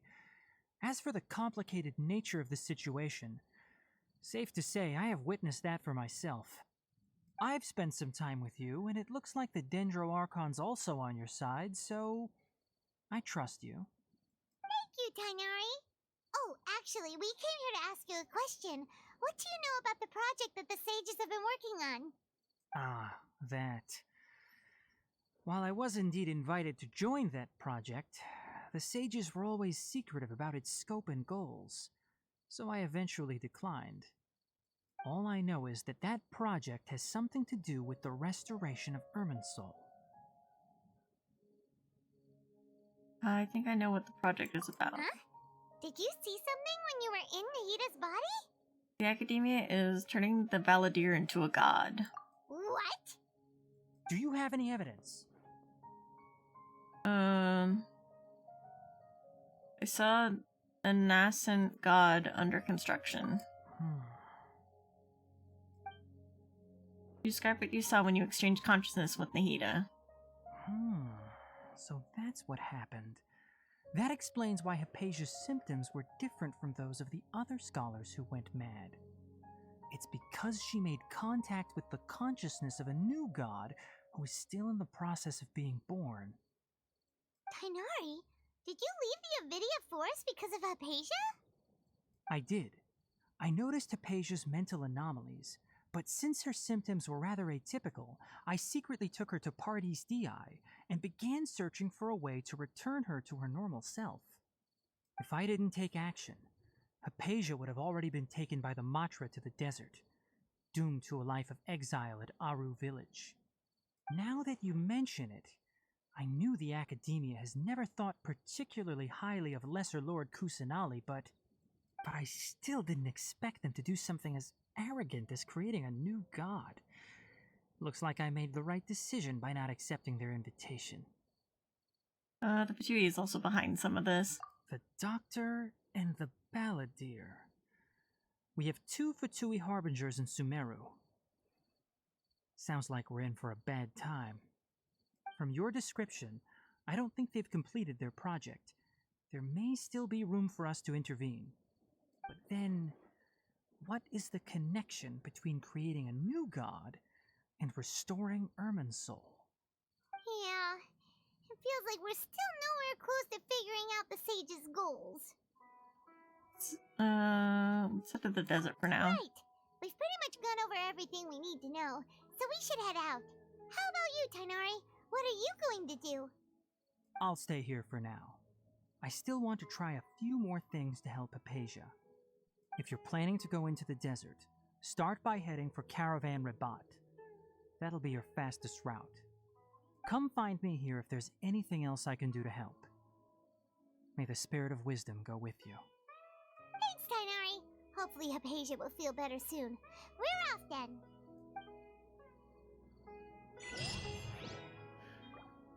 Okay. Uncover Rabat.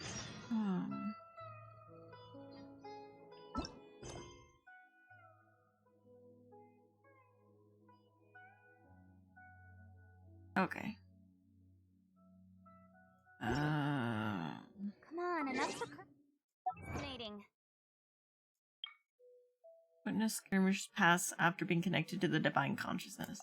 The god gazes back.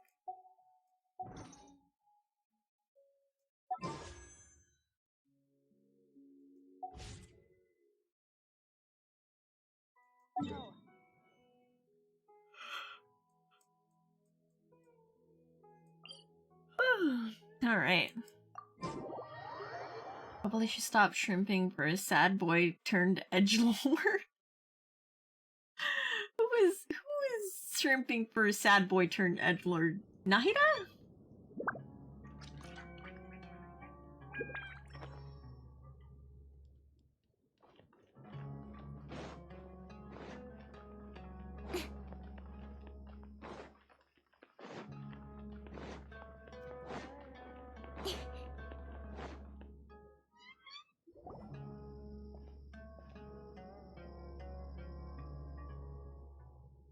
We finally made it to Caravan Rabat. It's pretty lively here. Oh, Hypatia. Yeah, okay, I can see that. Hypatia's obsessed. So, just past this wall is the desert, huh? Oh, wow. I remember my seeing God. people call this the Wall of Samiel. It's made to block sandstorms from the outside. Oh, if it's this tall, it's gotta be the divine work of Greater Lord Rukkhadevata, right? It is indeed quite impressive. Enough gawking. Come on, follow me. A item. Huh? Where'd he come from? Over here. Oh. Hatham went that way! Let's Oh, hurry God. up and follow him. Wonder what he's up to. He's running. He's running. He's running. He runs faster than I do.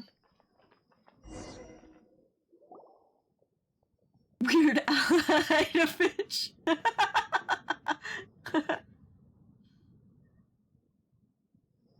What the? Where did she go? How did we lose them? They were just here a second ago. More Aramite mercenaries? Who are they working for this time? Anyway, Traveler, it seems like we were being followed again. You were too careless.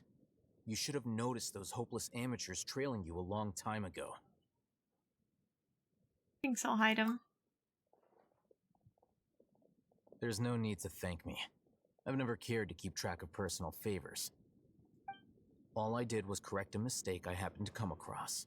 It's a habit I developed at the Academia. You really gave Paimon a scare, Alhaitham. We never thought we'd run into you here. Last time we met at Port Ormos, didn't you say you were going back to the Academia? Wait, don't tell Paimon that you're here to take us back on their orders! Oh, so you've already landed yourselves on the Academia's hit list. I can't say that I didn't expect it. However, had I wished to turn you over to the Academia, don't you think you'd already be the Eremites' honored guests by now? Oh, right. You do have a point. Did you participate in the Sage's big project? I have no interest in running errands for that project. As a scholar, I've always belonged to the camp that promotes researcher autonomy.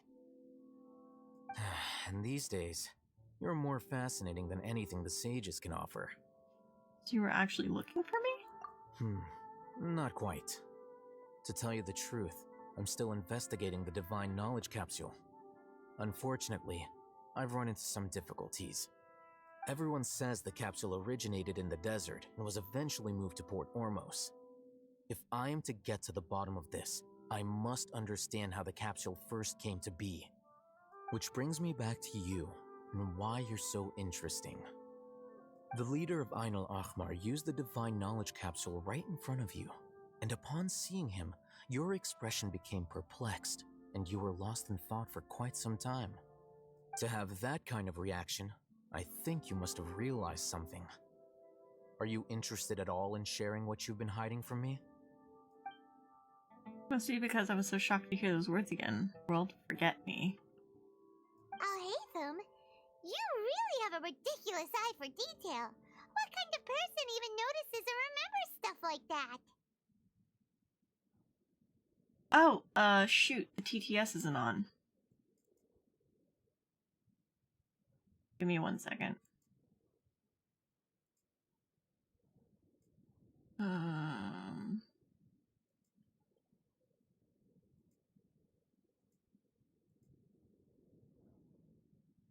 How do I...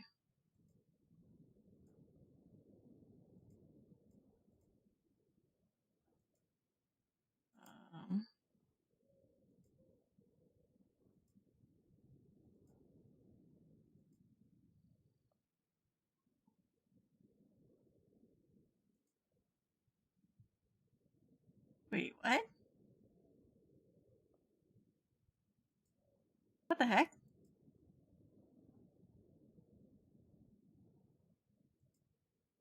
It's not showing any requests. Or did... What the heck? Did all my requests get cleared? I was gonna refund the points.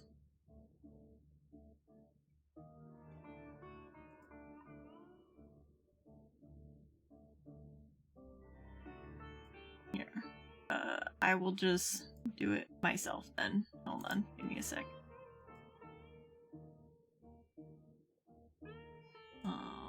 Copy.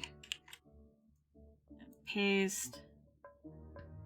Where's the TTS? Where are you? There. Merry Christmas, I mean. Happy Valentine's Day. There we go.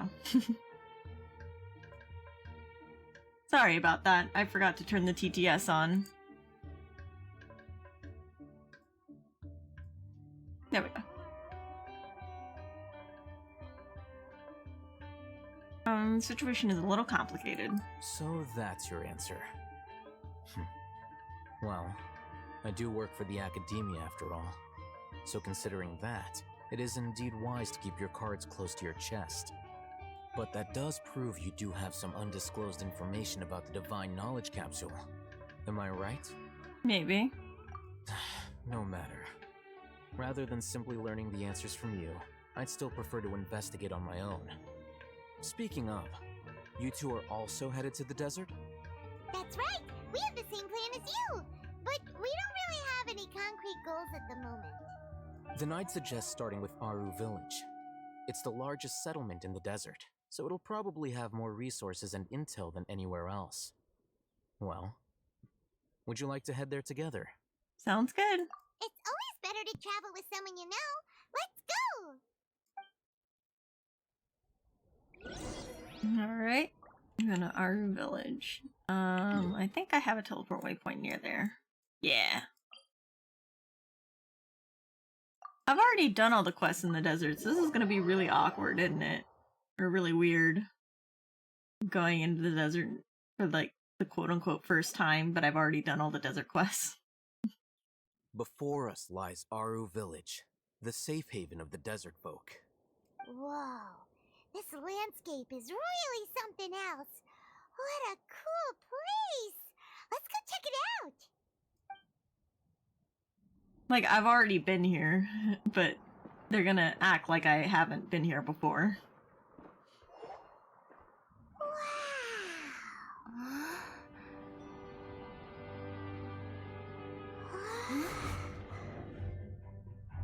Uh-oh.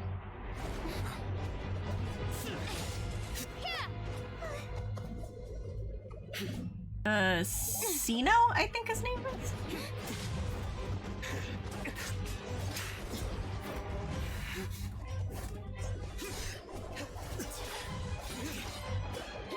Damn, okay.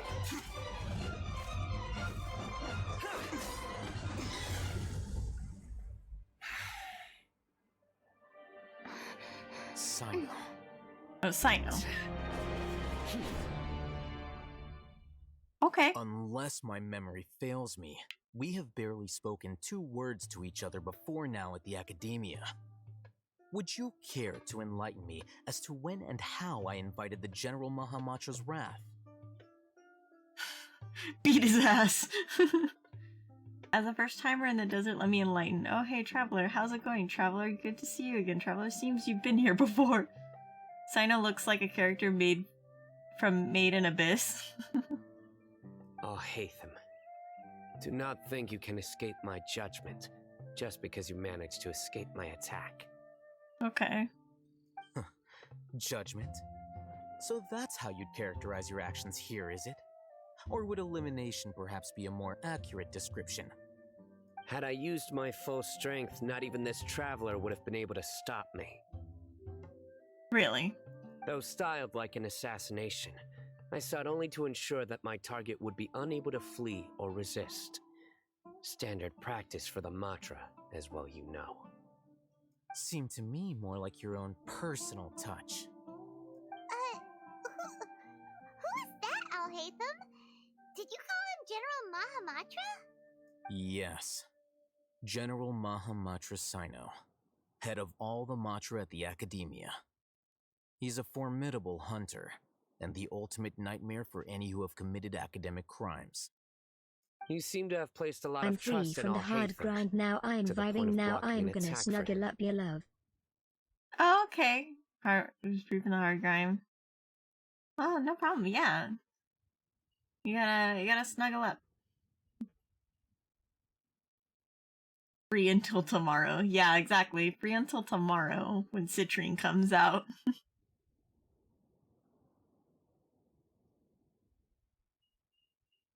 If I were you, I'd never choose to side with him. I wouldn't believe a single word that comes out of his mouth. I have been pursuing this scribe for a long time. I urge you, stand back and do not seek to defend him any longer. Otherwise, there will be consequences. I don't trust him as much as you seem to think. Has Alhaitham done something wrong? Paimon doesn't think he's as bad as you've made him out to be. I won't waste my breath explaining things. Hatham, I saw it during our fight. Take it out. The divine knowledge capsule you're hiding on your person. Unless you want me to retrieve it for myself. I want to get ready for the new content as well as holding the wonderful Oni clothes. Who is... What? When does the new story content release? It's been forever. It releases tomorrow. Unless you're being facetious. Sino is gonna use his VTuber model and call you out to his audience. Very perceptive of you. Nothing escapes a Matra's senses. Wait, the divine knowledge capsule? Didn't it fall into the Matra's hands in Port Ormos? So you did lie to us. No wonder you speak with such confidence, Sino. But I must admit, I'm very curious. What does this capsule mean to you? The Deviri paradox. Oh. I don't know. And why, as General Mahamatra of the Academia, are you all alone in the desert? As far as I'm aware, the other Matra have been speculating about your disappearance. Have you been given a mission that's, let's say, morally dubious? If I was the real target of your mission, what was stopping you from simply using your authority and resources to judge me within the walls of the Academia? Is it a message from the sages? Ooh. I should have known you'd be difficult to deal with. You two! Ugh! What should we do, Traveler? Paimon feels like we can't trust either of them! Well, look at you two, acting all tough and self-righteous over there. Damn. Wait, Dia?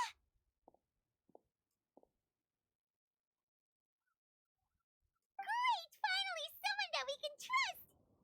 You gotta help us out here, otherwise these two are gonna start fighting again! Yeah, sure looks that way. Two giants from the Academia duking it out once and for all. Not something you get to see every day, that's for sure.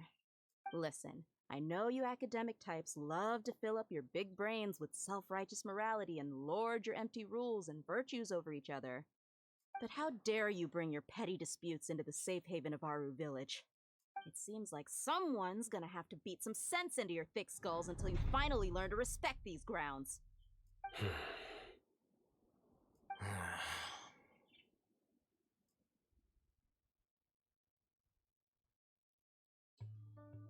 They're still looking for an opportunity to attack.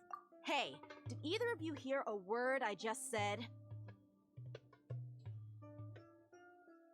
Later, though we should see more about it soon. I need to plot on how to steal Ash and bring them into Eorzea? I don't know what that is. Is it Final Fantasy? I like her, she's spicy. I like her too. She's spicy and she's hot. Whoosh! Hey look, the wind has a line.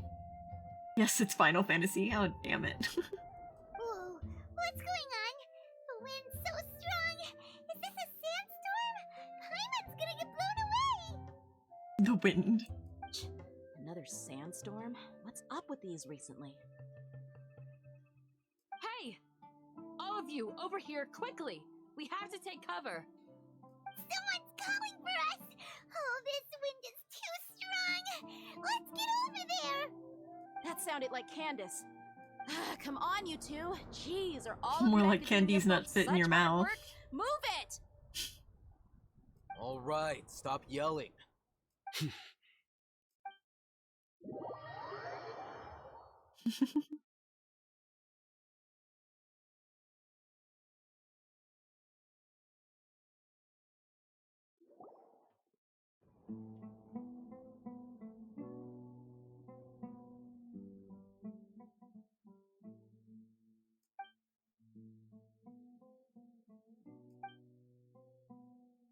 He's not even gonna sit down. I was just about to type that. Too late. Already on top of that. Well, this is pretty awkward. Hey, wanna play sardines with three people who wanna tear each other limb from limb? Sure, why not? Sounds fun. The air is so thick and heavy. Paimon can hardly keep floating anymore. My sincere apologies, everyone. This is the home of our village chief. I will have to ask you to make do with this small room until the sandstorm dies down. Please, let me introduce myself. I am Candace, protector of Aru Village. She's got heterochromia. Look at that. I love it. She's so pretty. She know the answer to that one since last time. Our savior has come at last! Nice to meet you, Candace. The name's Paimon. Thank you so much for helping us. Oh no, she's also hot. There's no need to thank me. It's only right to help each other when the weather gets rough. Wow, she's so gentle and caring, like a nice older sister. unlike those guys over there. All right. Now that we're all better acquainted, we should return to the topic at hand. As a guardian charged with the responsibility to protect my fellow villagers from harm, I was observing your conflict from afar, even before the sandstorm started. And now that you have set foot within our village itself, it is all the more my responsibility to make absolutely sure that you pose no threat whatsoever to us. So please, have an honest and sincere conversation with one another and put your hostile feelings to rest. If anyone dares to start anything again while they are under this roof, I will not hesitate to send them out for some quality time with the creatures of the sandstorm.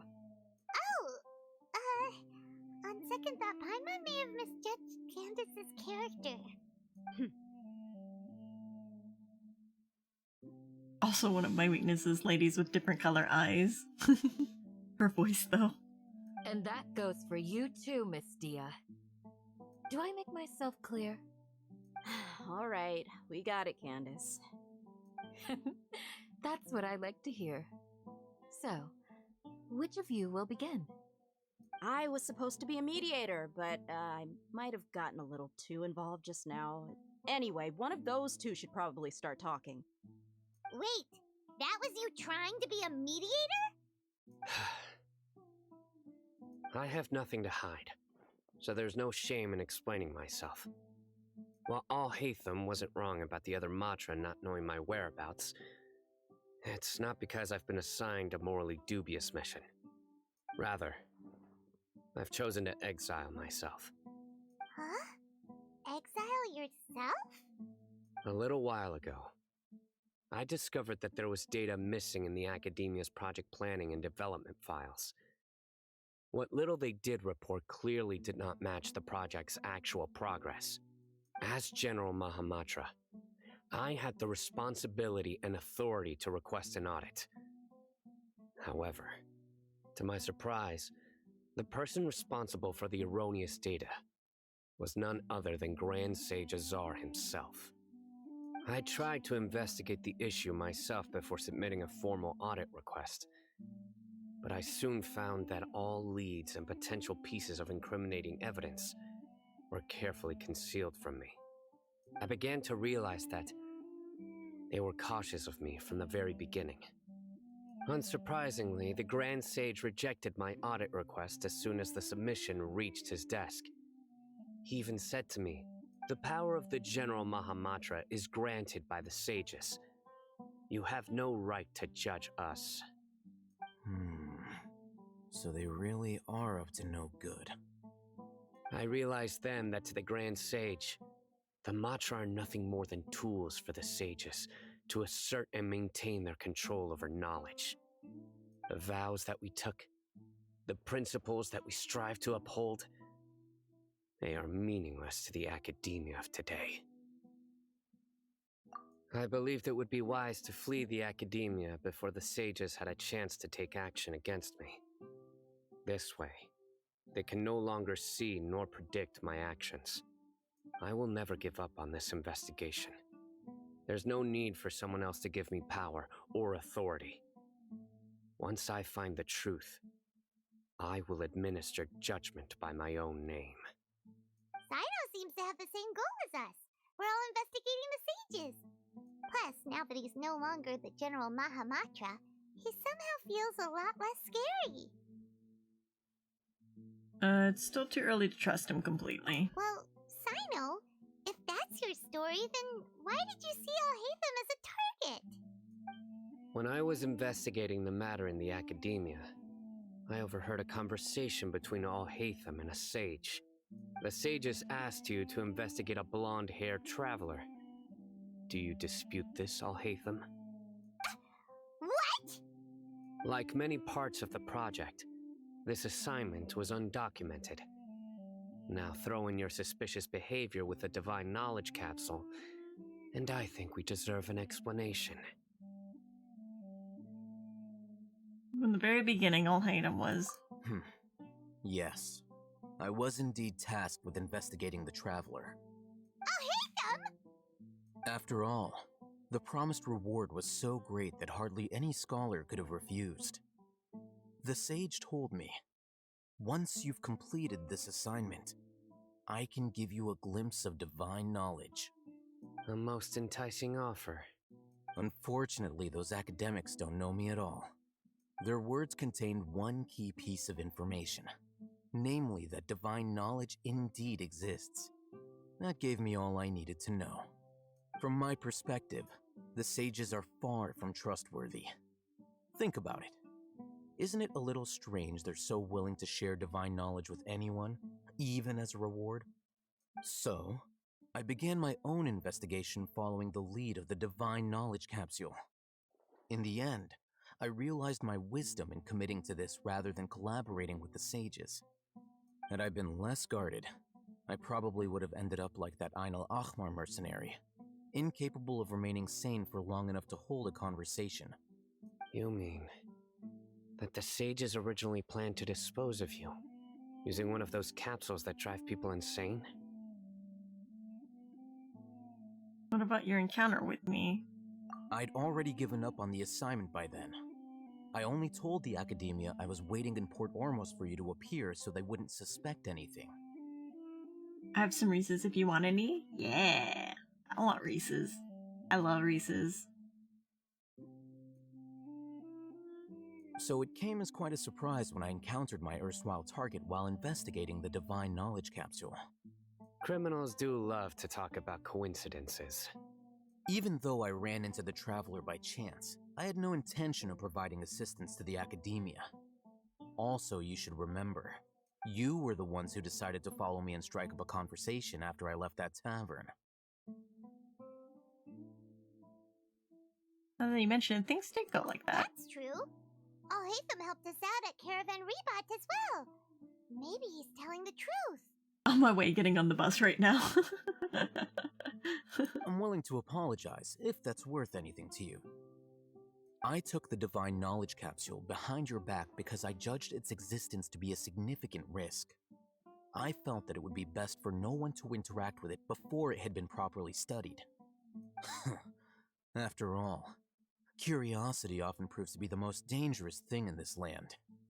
You should be well aware, Scribe Al-Haytham, that curiosity can also lead you to danger and suspicion. Answer me this. Did the sages share any information about their project with you? Have I not made myself clear? You and I are both distrusted by the Academia. Do you really think they would tell me anything? Fine. Although you haven't completely proven your innocence, I won't regard you as an enemy, for now. As you wish. Good. I'm glad to see you two clearing up your misunderstandings. And now you, Dia. I believe it's your turn. Oh, sorry. Whatever the boys were talking about must have been so boring that I spaced out. My situation is pretty straightforward. My employer, Dunyarzad of the Homayani family, is friends with the Traveler and is currently recovering from her illness at home. I had nothing going on, so I decided to return to Aru village for a visit. I was actually looking forward to a pretty exciting time getting back together with everyone here. But then I saw these two random guys in the middle of a pointless argument. It ticked me off, and things went downhill from there. Is that all? Well, I will admit that definitely sounds like your style. In that case, welcome back, Dia. Now that the phallus measuring contest is over. That's more like it. I missed you all so much, Candace. Oh, what was that? Whoa! What was that sound? No need to worry. Now that you're no longer at each other's throats, please make yourselves at home. I'll take a quick trip outside to clear out some of those creatures in the sandstorm. Creatures? In the sandstorm? Are you sure you don't want some backup? Fighting in a sandstorm is not for the faint-hearted. Anyone without extensive training in these conditions is at a disadvantage. You needn't worry. Yeah, just leave him to Candace. Don't worry, she's as tough as they come.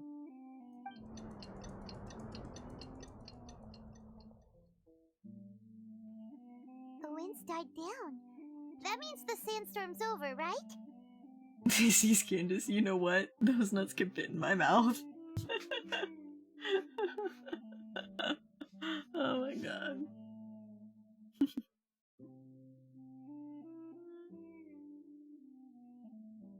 tough do they come? Candace still isn't back yet, though. Is she alright? Maybe we should go out and check on her. When you put it that way, even I'm starting to feel a little worried. Alright, let's go. We've been here long enough, and the boys are as chatty as the floor. Alright.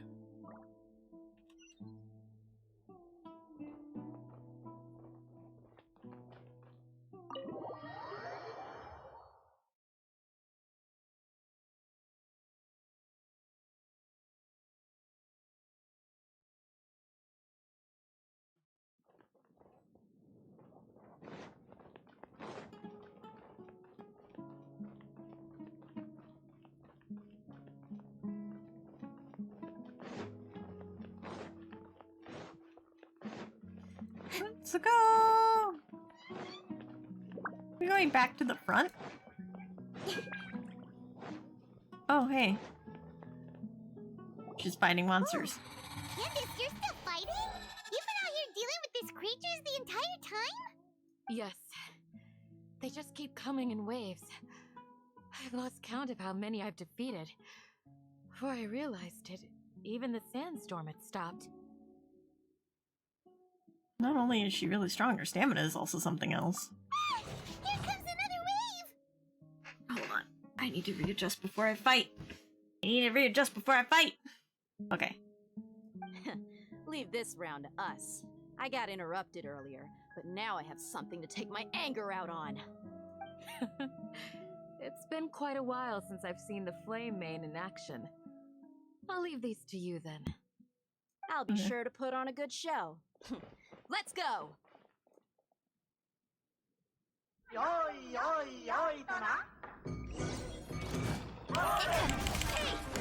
No, my sword! Hey, Raiden! Hold on! I need to fight some monsters.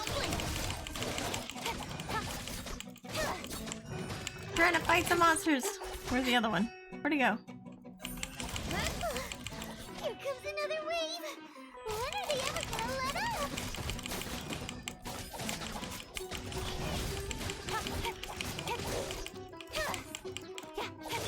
No, my sword! Damn it. Speed of light! Okay. The creatures stopped appearing. Was that the last of them? Beanie! Oh, thank you for shutting them up. Wait.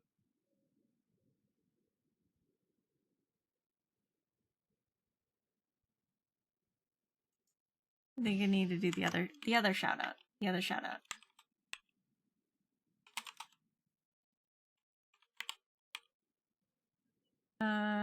Let's just go coming in waves. Here. That one. So it shows the clip. I'm just gonna eat this guy, don't worry about it. Things out of context. It's fine. Wink wonk. No wink wonk. No Put wink that wonk? wink wonk away. Put that away. Put that away.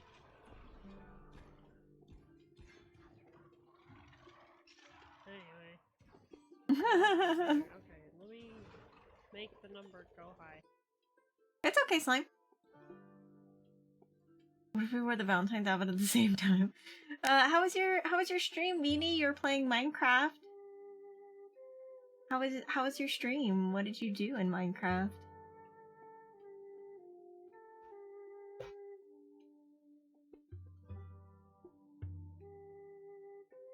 Ooh, Genshin. Yeah, we're playing the Sumeru quests. Well, I think we've moved on to the desert part, but we were doing the Sumeru quests, which led us to the desert now. What we fought just now was probably the aftermath of the sandstorm.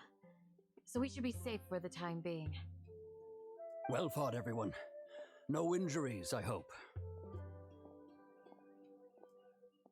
Huh? Who are you? Ah, my apologies. I haven't had a chance to greet you yet. I had my hands full taking care of the village's elderly and children. I am the chief of Aru village. Everyone usually calls me Uncle Anpu. It's a pleasure to meet you. Sir, I am also originally from the desert, but I have not been back for some time now. May I ask if such sandstorms are common? She was good. We had like 300 subs drop randomly. What? Dang, that's awesome. My chat has developed a rivalry with each other. Oh my gosh. That's a lot of subs. Congratulations on that. That's a lot. Yeah, well, welcome in. Welcome in. Welcome in, everyone. I'm Ashwell Nishimoto. I'm an Oni VTuber. I normally stream a lot of Warframe, but we are currently playing some Genshin right now. It's also Valentine's Day, and I'm your Valentine. I don't make the rules. Are you enjoying Sumeru?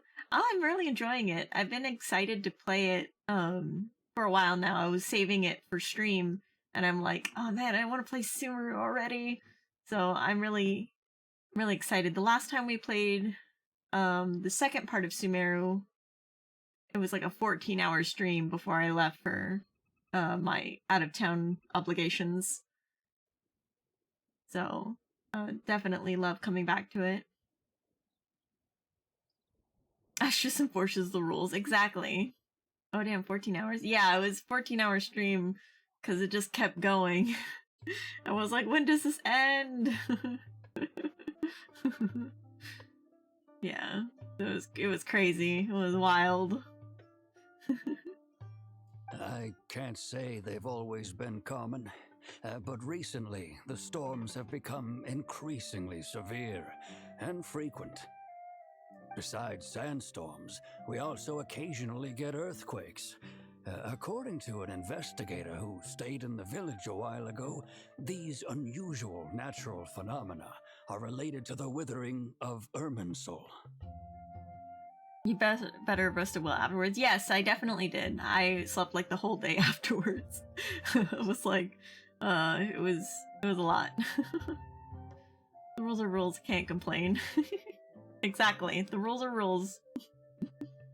I don't make the rules, I just enforce them. Another effect of Irminsul's withering. So, Irminsul's withering causes withering zones in the forest, and sandstorms and earthquakes here in the desert? Everything in the natural world is inextricably connected to Irminsul. These regional symptoms can indeed be a reflection of Irminsul's present state. Everyone in Aru village needs to take good care of themselves. Speaking of which, why haven't I seen a single village keeper since I got here? Village keeper? Who are they? Village guards like Candace? Does your curiosity know no bounds? Village Keeper is how Aru village refers to mad scholars exiled here by the academia. Most of them are scholars who lost their sanity after a period of training in the Avidia forest. The academia believes that their crazed mutterings may have a negative effect on the psyches of other scholars. So, they're forcibly exiled to the desert. Though if you ask me, it's all a boatload of nonsense. Because I'm happy for you. I'm happy for your love and affection you provide. Aw, yay! I'm glad. I'm just here to have a good time, and hopefully everyone else can have a good time too. I love spending time with you all. It really makes my day. Henry also brought this up before. Alas, that's exactly what we've been trying to investigate. One by one, the village keepers have been mysteriously disappearing without a trace. But no one in the village has ever seen them leave. If you're planning to stay around the village for the next few days, I'd appreciate it if you could keep an eye out for them. I've had encounters with those people in the past. I'll see what I can do to help. The Matra are the ones responsible for their exile.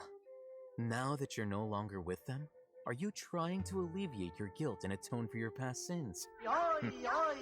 Fascinated by how you Oh, getting ready by Rukio! Hi, Rukio!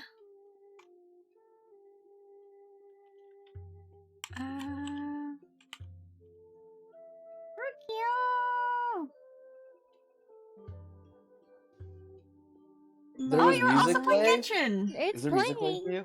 Oh, okay. It's playing. If there's music playing, it's a safe house.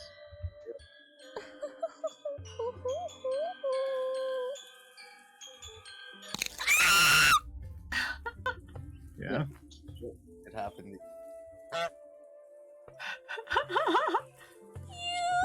You get a moment to breathe after that. You get a moment to breathe. How was your stream? What did you do? Oh my god, that's that clip. I hope you're having a wonderful day in stream. Yes, I'm having a wonderful day and stream. What did you do in Genshin today? We're doing a Sumeru quest. We got to the desert now, which is weird because I've already done all the desert quests already, but now we're like doing the storyline desert quests, I guess. So it's kind of weird. They're acting like I've never been here, and I've been here like a whole bunch. The worlds are colliding. Did I clip that one? Oh, you might have.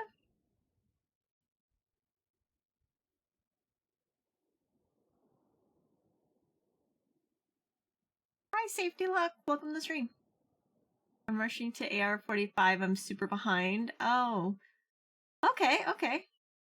Yeah, I'm like capped at 50 because I don't want to raise my world level.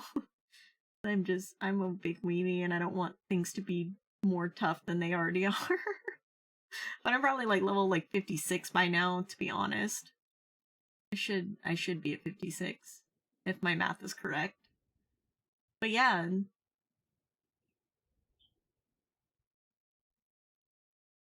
Yeah, I was super behind myself for a while. Like I hadn't played any of the Sumeru or Chasm stuff, and so I was like rushing to catch up with the Chasm stuff so I could do Sumeru.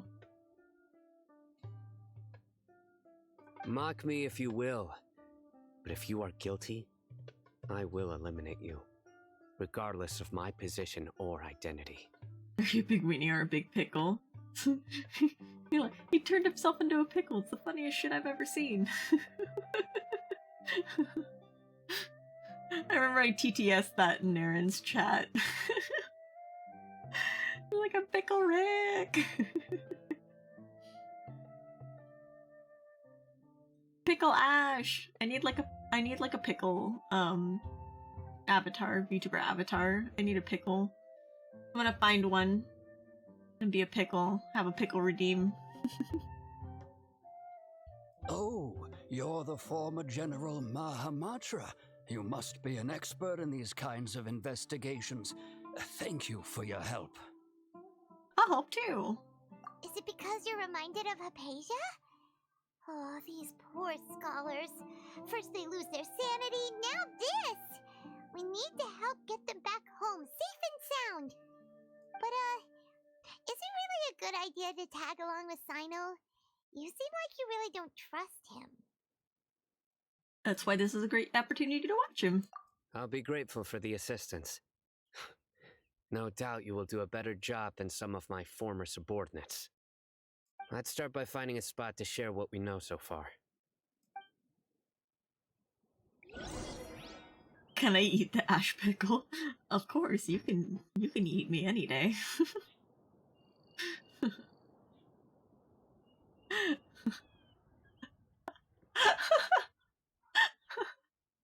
Oh my god. When in Aru village, please respect the local customs. We're going back into the city.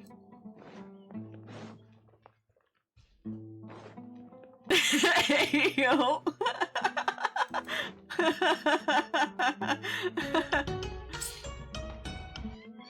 Oh, hi Minnie! Welcome to the stream and thank you for the resub. 21 months, we can drink now, ayo! I'm sorry.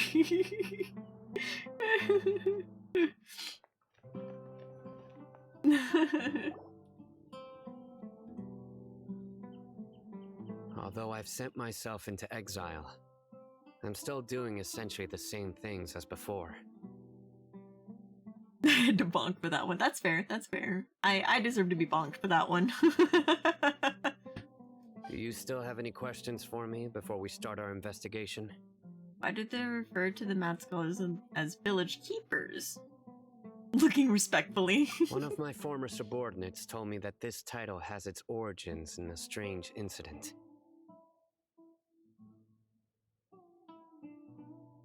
Is that a good slime? Aw. The key smash.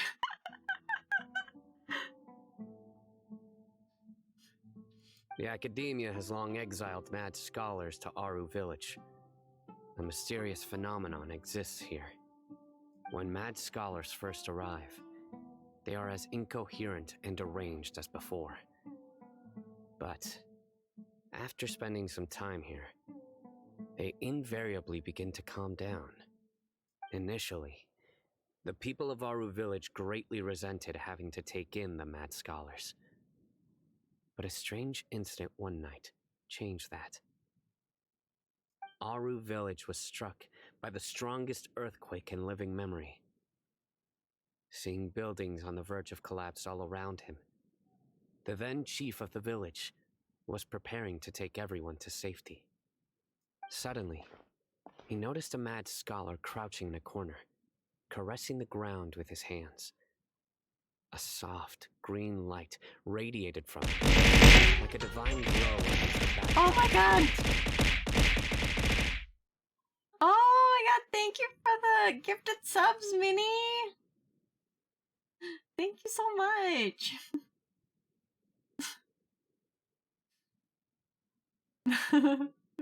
Happy Valentine's Day! Happy Valentine's Day! Wowza.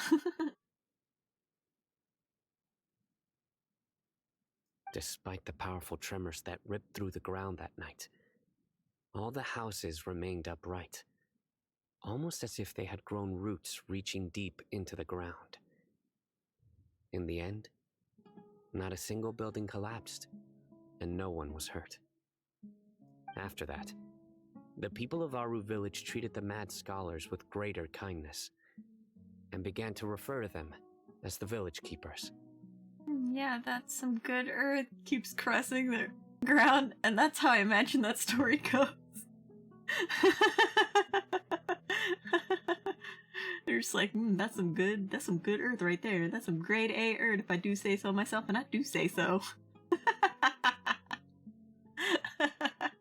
soft green light? A mad scholar protecting Aru Village? What do you make of it, Traveler? Must have been Nahida's power. Paimon thinks so too. Actually, Sino, do you know if any of the mad scholars continued to wear their Akasha terminals at Aru Village? In theory, they would continue wearing them so the Academia could still monitor their activities.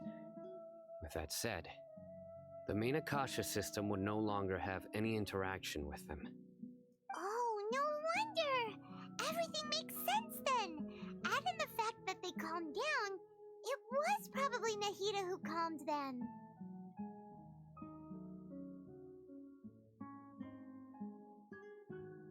If you are able to draw a conclusion from this one story alone, then it appears you possess much more information than I do.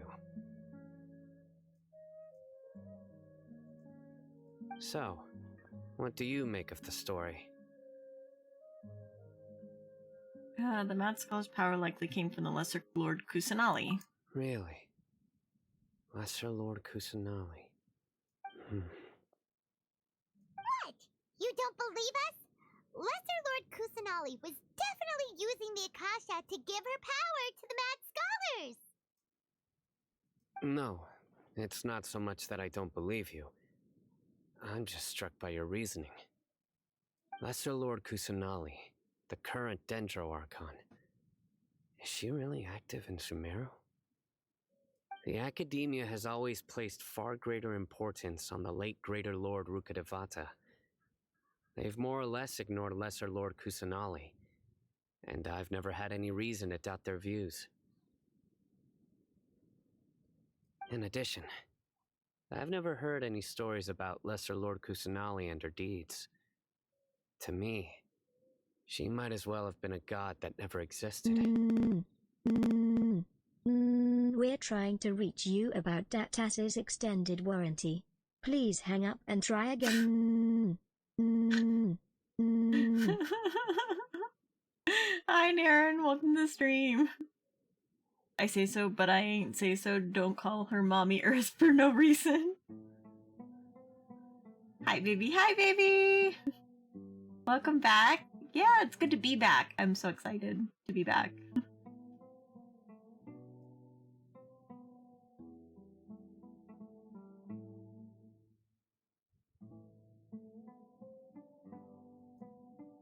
No way! Nahida definitely exists!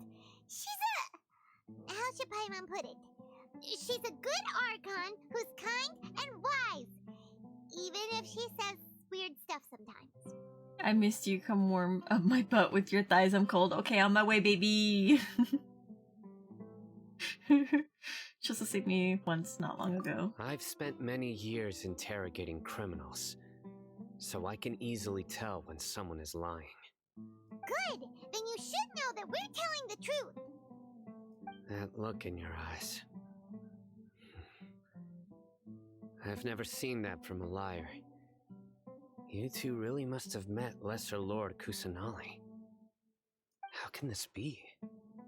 To think, our Archon has been amongst us this entire time. Alright, now it's our turn to put our skills to good use for this investigation. You betcha. But easier said than done, especially since we don't have any leads. Maybe we can start by knocking on some doors. Excuse me, are you here to help me find my grandpa? Huh? Who are you? By the sounds of it, a resident of this village. My name is Isak. You'll help me find my grandpa, right? Is your grandpa a mad scholar? Hey, don't say that. Grandpa is just Grandpa. Why do you have to call him that? It's not like he's a bad person or anything. The person you're referring to is not a local, yet you are. Why do you call him Grandpa?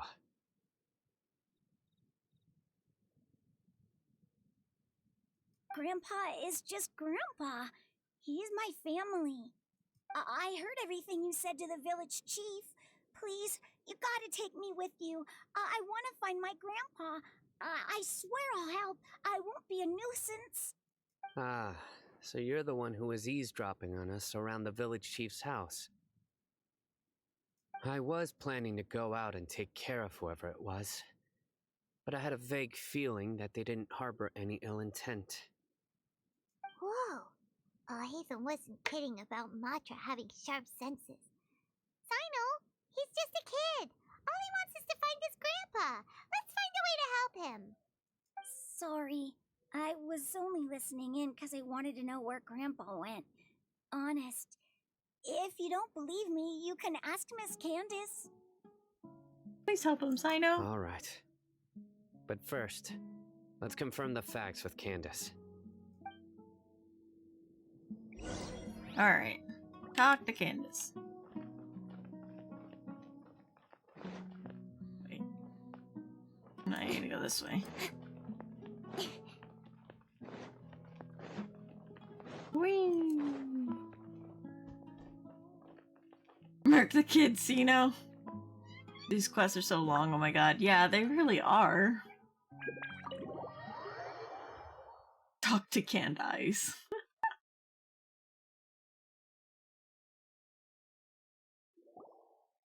As you approach the village chief's house, Sino asks Isaac to wait nearby. Sino is super vigilant.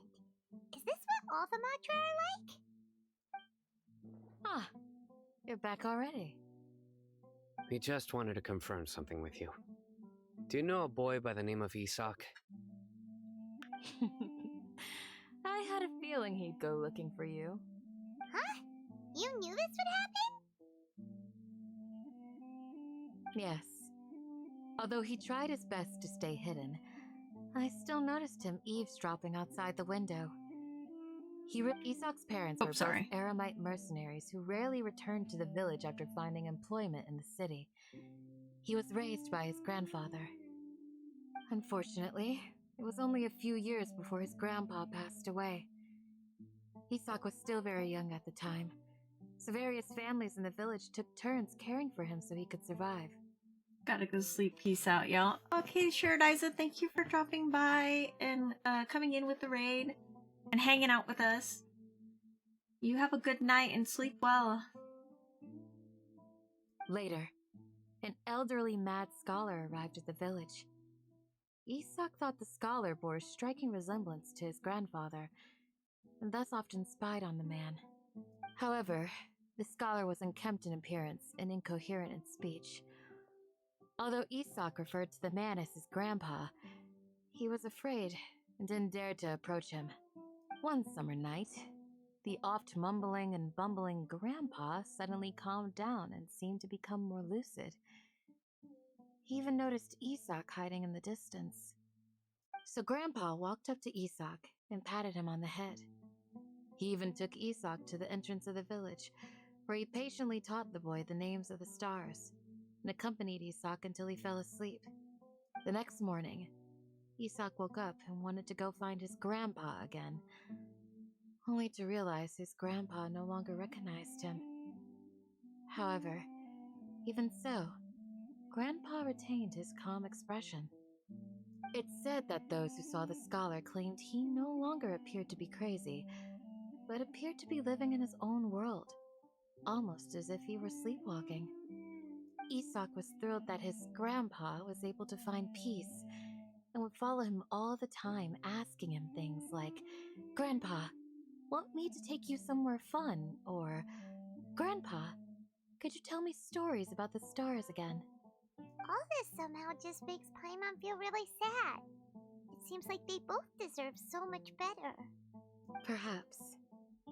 Nearly everyone who lives in the desert has some form of hardship or regret.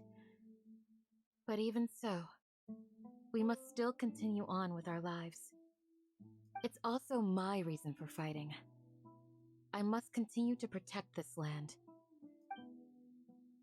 Lucid Grandpa was probably Nahida. She must have sued the other mad scholars as well. Oh, interesting take. Look on Tina's face, he probably connected the dots as well. Maybe the people have always had a considerate god watching over them. Huh? What did you say, Sino? No, nothing. As long as Isak keeps his word and doesn't get in our way, we can take him along. Perhaps you are more compassionate than I gave you credit for. Please accept my thanks on Isak's behalf, Sino.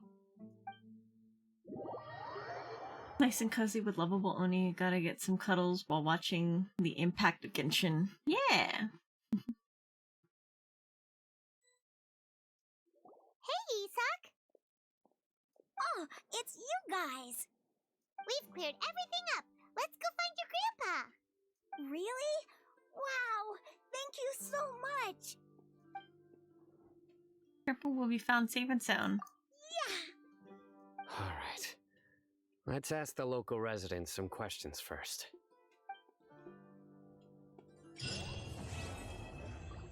Oh, and that's the end of 3.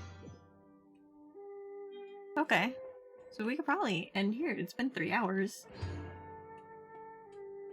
Let me see. What do we got? So that's the one that we are doing. This is the one that I accidentally started. And then Adventure Takes Courage. That's a different quest. Okay, okay. And then we still gotta do the story quest. We got a lot to do. We have a lot to do. Okay. Alright. So since we ended there, now we're in Act 4. So we will continue that later then. Let me see if I can do any wishes. I can do 1 wish. Let's make it count, okay?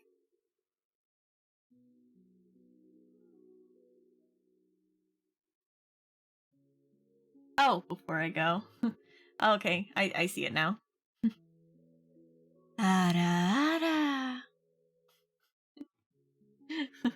Hopefully that was satisfactory. Okay, let's do 1 wish. Let's go. Anything good? Nope, nothing good. We got a debate club. Alright.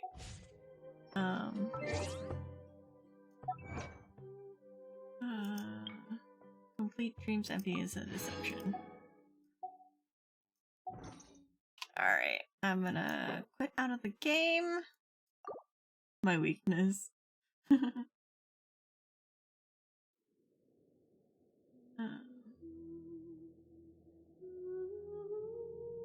then we'll exit. Just chatting. All right. We had a good fun time. We had a good time. We did all of the chapter 3 of the Sumeru quest. Let's see.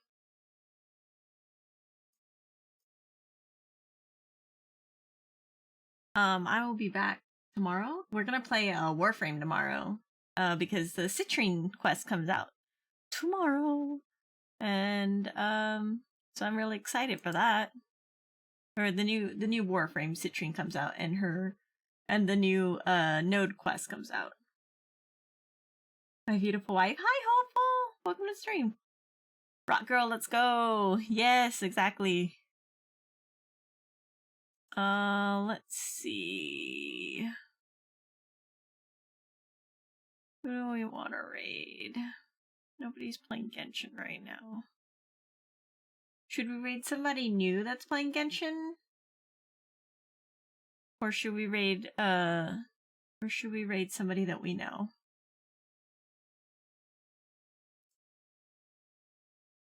Let me see. I can't wait for that returning defense node. Yeah, the mirror defense. You're my Valentine, correct? Yes, I'm everyone's Valentine. We're all Valentines here. I don't make the rules, I just enforce them.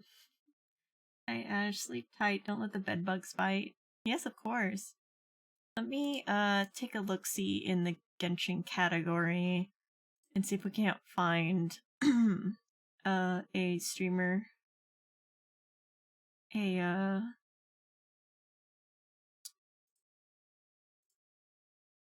if we can't find a VTuber that is playing. That is English. Let's see here.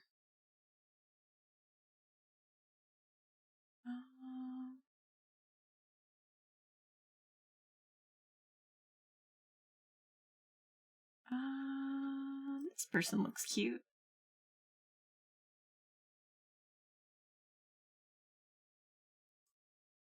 Let's see.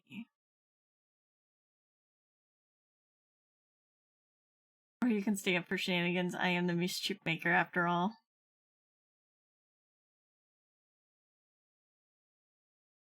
Okay, this person's doing a 500 follower subathon. They just got 500 followers. And they have a new outfit. They are playing. It looks like they're playing through the not Enkonomiya, Watutsumi Island stuff with Kokomi. So that's what they're playing right now. Let me start the raid. At 500, yeah. Halfway to 1,000. That's a pretty big milestone, to be honest. But yeah, let's do raid. It's gonna be Krista VT. And one day I'll get there. Yeah, you'll get there. You'll get there. You already got to affiliate. You'll definitely get to 500. I can see it in your future.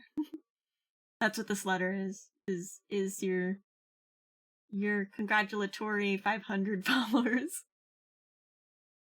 Because you're gonna get there. I am late. Yeah, we're about to end, Mr. Whale. Sorry.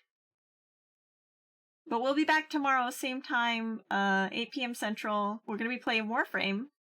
We'll be playing the new Warframe. Well, we'll be trying to get the new Warframe and doing the new quests.